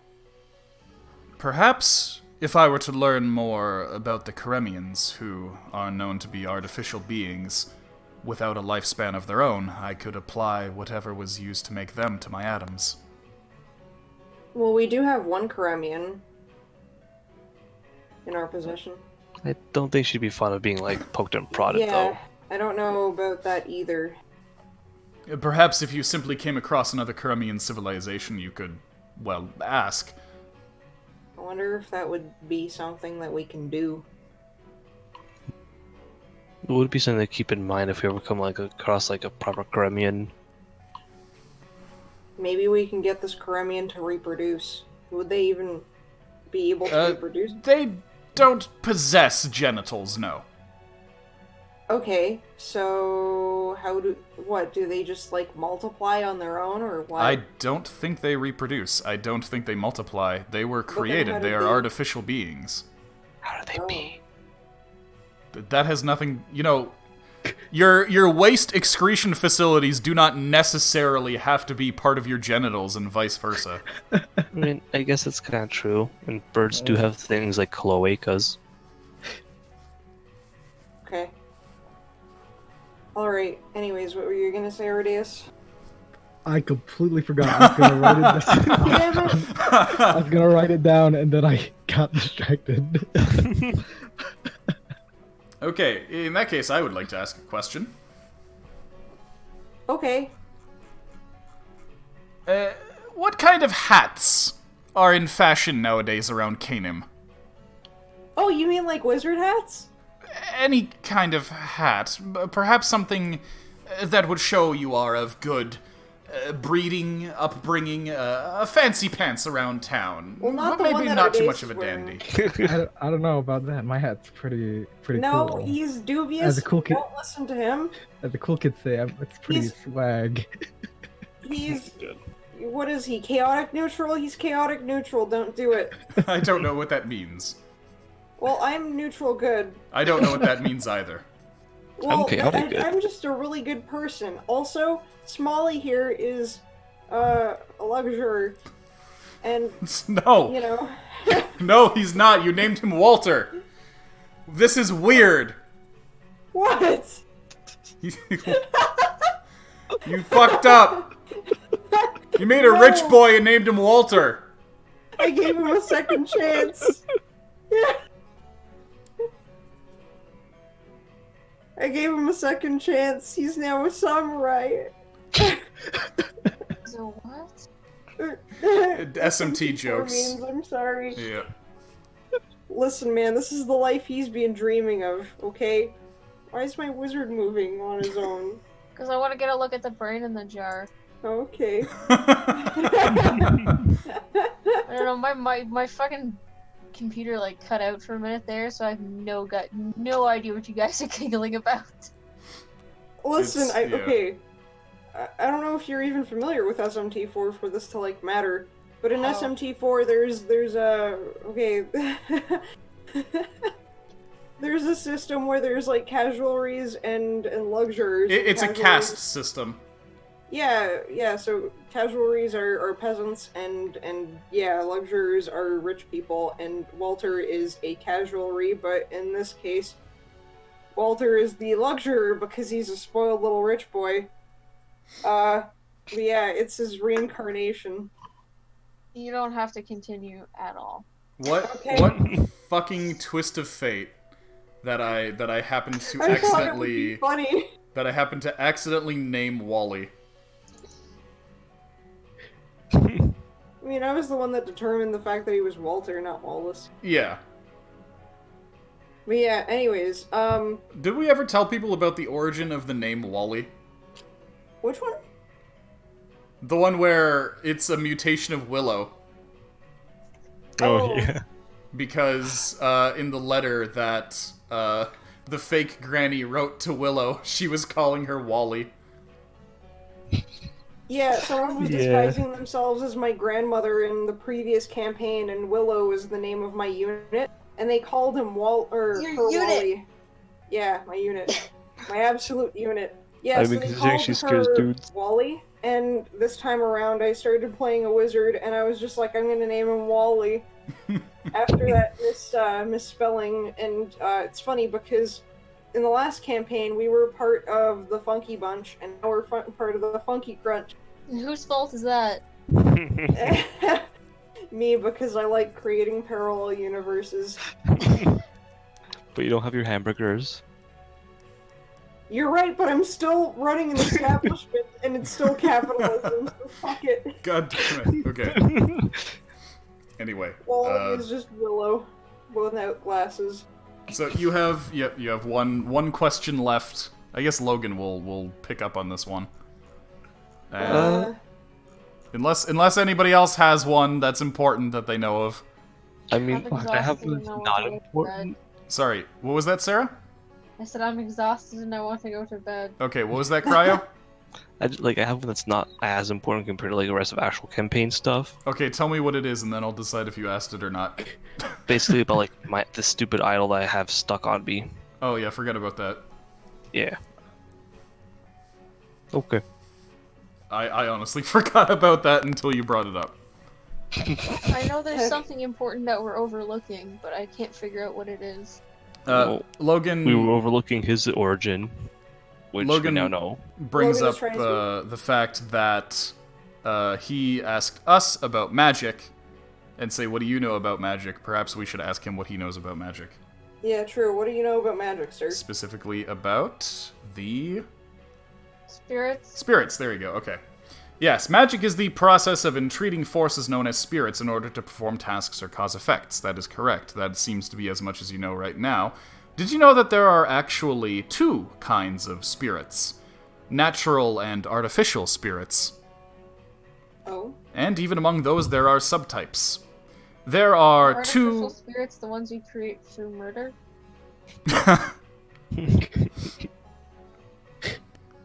There are two kinds of natural spirits. The first are what are referred to as true spirits. They are what you may think of as ghosts that inhabit every living and non-living thing. Essentially, you can think of them as maybe tiny elementals. Forces of will that are part of nature itself, that are responsible for the very laws of our physical universe. The second kind are actually organisms that are too small for the naked eye to see. Magic was originally the science of doing things that the spirits would respond to. As the study of magic developed, thaumaturges were eventually able to create artificial spirits to perform a much wider array of tasks more easily. Artificial spirits are designed to more readily heed the call of casters. The first artificial spirits were tiny machines that were carried with the caster physically in small tubes that had built-in protocols which reacted to the verbal commands of casters to do things like create fire or light. Eventually, biological thaumaturges learned how to breed microbes that reacted similarly to natural spirits, Yeah, but with nanomachines, I called it. but with more control over the effects that they were able to create. Things like having those microbes attach themselves to someone to heal their wounds, or form a protective armor, or even arrange their flesh so that they could pass through walls. Finally, the two sciences were merged, and hybrid organic machine cybernetic microorganisms were created, which are the models for the spirits that exist today. You see, we are surrounded by a countless number of any of these 5 types of spirits at any given point, and whether the caster knows it or not, activating, entreating, or aggravating these spirits is what causes the magical effects that we are all familiar with. It is also my belief that the orbitals, that is, your 5 major gods, are able to freely and remotely control these spirits, which is how events that you could call miracles actually happen. Yax is like, so if you take a bath, are you less magical? Oh, these spirits certainly exist in water as well. Ah. There's So, like- nothing with which she can get clean? That is gross. Fire is a good way to clean everything. They're in the No. fire, too. Well, Yax learned back in level 3 that she is literally surrounded by microorganisms at any point. Mm-hmm. But yeah, so like basically when I cast Cure Wounds, I'm like aggravating and like enacting my will upon the spirits to like... To get them to repair the flesh, yes. Yeah, are they actually spirits, or are they something less magical and more scientific? Spirits is the name that we have applied to them, and as far as we understand, magic and science are really not so different from one another. Magical Okay, so I guess science. spirits is more of a term and not so much a descriptor of their nature. Am I correct in assuming this? That's certainly a theory. Another theory exists that whenever a living organism dies, they become one of those natural spirits. See, that makes a lot more sense to Yax. Okay. She asks one of the atoms more Mountain Dew. Okay, yep. You get more electric blue. So would perhaps these spirits be like an energy around us, almost? You could certainly interpret the natural spirits, the first type, the ones that I described as elementals, as energy. They are forces of nature. Yeah. Because that would go hand in hand with, you know, a creature expiring and then releasing its spirit out into the spirit verse, I guess. You know, because life force in a way is an energy, yes? You could say that. That is certainly one theory. Okay, I like that theory. That seems like if that's how you want to understand it, then understand it that way, kind of thing. Yeah. Okay. Rather than an explanation. There is certainly much that we don't know yet about how spirits work. Even the artificial spirits existed far before my time. So wait, with all of these gods and everything that you were talking about, and them being like beings and all of that that were far greater than us and see us as microbes and all of that fun stuff, how would like people worship them? Yes. Yes, certainly, but people worship all sorts of things. You must have seen civilizations that worship monsters. For example, how the people of Lake Coyote worship Shepesh. It said that people that worship Kenjo in particular have, What was it?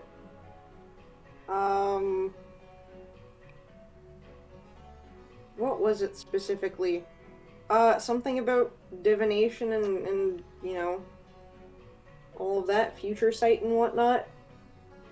Or, I don't know, like some kind of benefits in regard to that. The sight of Kenjo, you mean? Yeah. It's more of a colloquial term for those who are adept in the studies that Kenjo promotes. Okay. For example, augury, prophecy, and whatnot.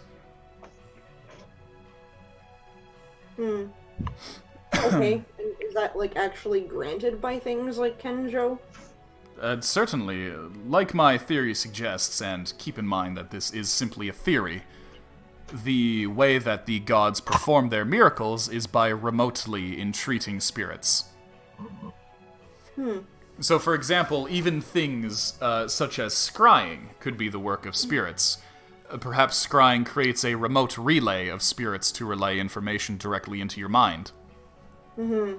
So, in other words, the gods don't actually have any kind of, you know, input on what we do as individuals and our own abilities. I'd certainly like to think that we have our own wills. Okay. I'd like to think so too.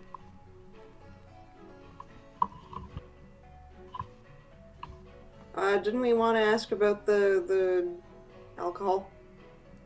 He gave you the recipe for that already. He true. bragged about it at the dinner table. If there's no more plot questions, I'm gonna go pass out. Okay, in that case, before he sends you away on the mission, he's just going to tell you a little bit about his simulacrum's capabilities so that you're well prepared for the mission ahead, and then I'll repeat that at the beginning of next stream.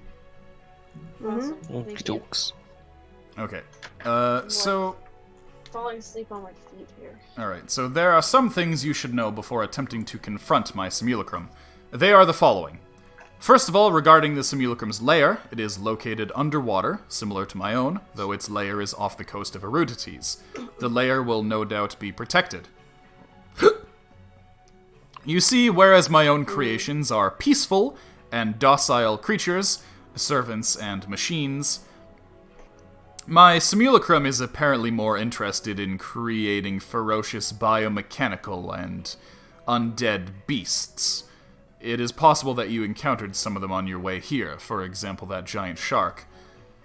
Expect Great. resistance getting into my simulacrum's base to begin with, and plenty of guardian beasts within. Secondly, my simulacrum, like myself, is a highly capable wizard. Expect the inside of his lair to have many magical tricks and traps devised to halt intruders. You may need to think outside the box to find solutions to those traps. Keep in mind that while there may seem to be no sense to a given problem that you may face, there will always be some form of logic behind it. You simply need to locate that thread of logic and follow it to my simulacrum's location within its lair. Finally, be prepared for my simulacrum to put up a fight should you locate it. It is highly defiant, as evidenced by it reneging against me, and again, it is a capable wizard, so be ready to counter spells with some magical defenses of your own. Okay, well... Should get some counter spell scrolls. I have some counter spells, but yeah, maybe a scroll or something. Or I don't know. We'll look at it. Might be expensive, though. Okay. Hey, do you have any cool spells that you can pass on to fledgling wizard by me? I almost said lizard, but... Well, I could certainly look into my spellbook. Yeah! Okay, cool. You're I'll give you the Dad. I'll give you the spells that Sampyl can pass on to you between streams. Okay. Yeah, we're gonna end here for now, however. Okay. Right.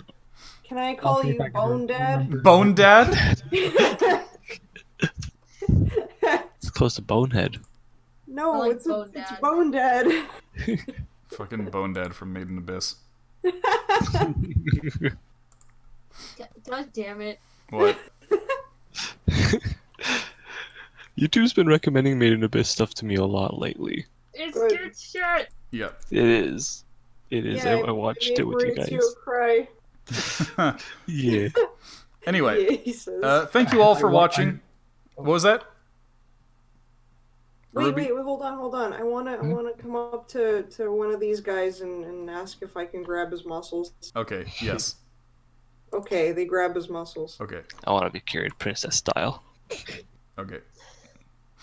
The Yeah. I want to yeah. sleep, so I'm gonna go Okay. sleep. Good night, chat. Okay, good night, Sarah. friends. Good night. Night. Good night. Okay. But yes, thank you for watching, everybody. As always, you can view all of the previous broadcasts of D&D by clicking the link down below to go to my YouTube channel. Otherwise, you can just look at my Twitch highlights. Please also check out all of the links below if you want to see the other projects that we're working on and the game we're developing. Join our Discord if you are so inclined and want to see updates. Don't remember to follow, etc., etc. Please check out these wonderful streamers. Christine, help me with the shoutouts if you are still there. Honey Hitman. Yep. Whoa. I mean, I don't know which ones you're typing in, so it's There you making go. me nervous. Check out these streamers who were here today. Oh, thank you. Thank you, Sass. There you go. And Psyche. I believe this is everybody who was here today. Wait, Cryo. Wait. Oh yeah, Cryo. So, Cryo, how do you spell your name? CRYOTRO. There you go. IXZ. Okay. Aha. And make Yeah, sure he to streams sometimes. check but out this rarely. link He's cool. Well, here. rarely now. I will be streaming more again as soon as like my parents are back from trip and I set things up again. Yeah. Gucci gang, Gucci gang, Gucci gang. It'll be nice. Okay. Gotta decide on what to stream. So yeah, anyway, have a good night, everybody, and I will see you tomorrow with some more Etrian Odyssey. Mm-hmm. And the cycle continues. Yeah. Good night, everybody. Good night. Bye. Good night. Bye bye. Bye. Bye. Bye bye bye. Bye bye bye bye bye bye bye bye bye bye bye bye bye bye bye bye bye.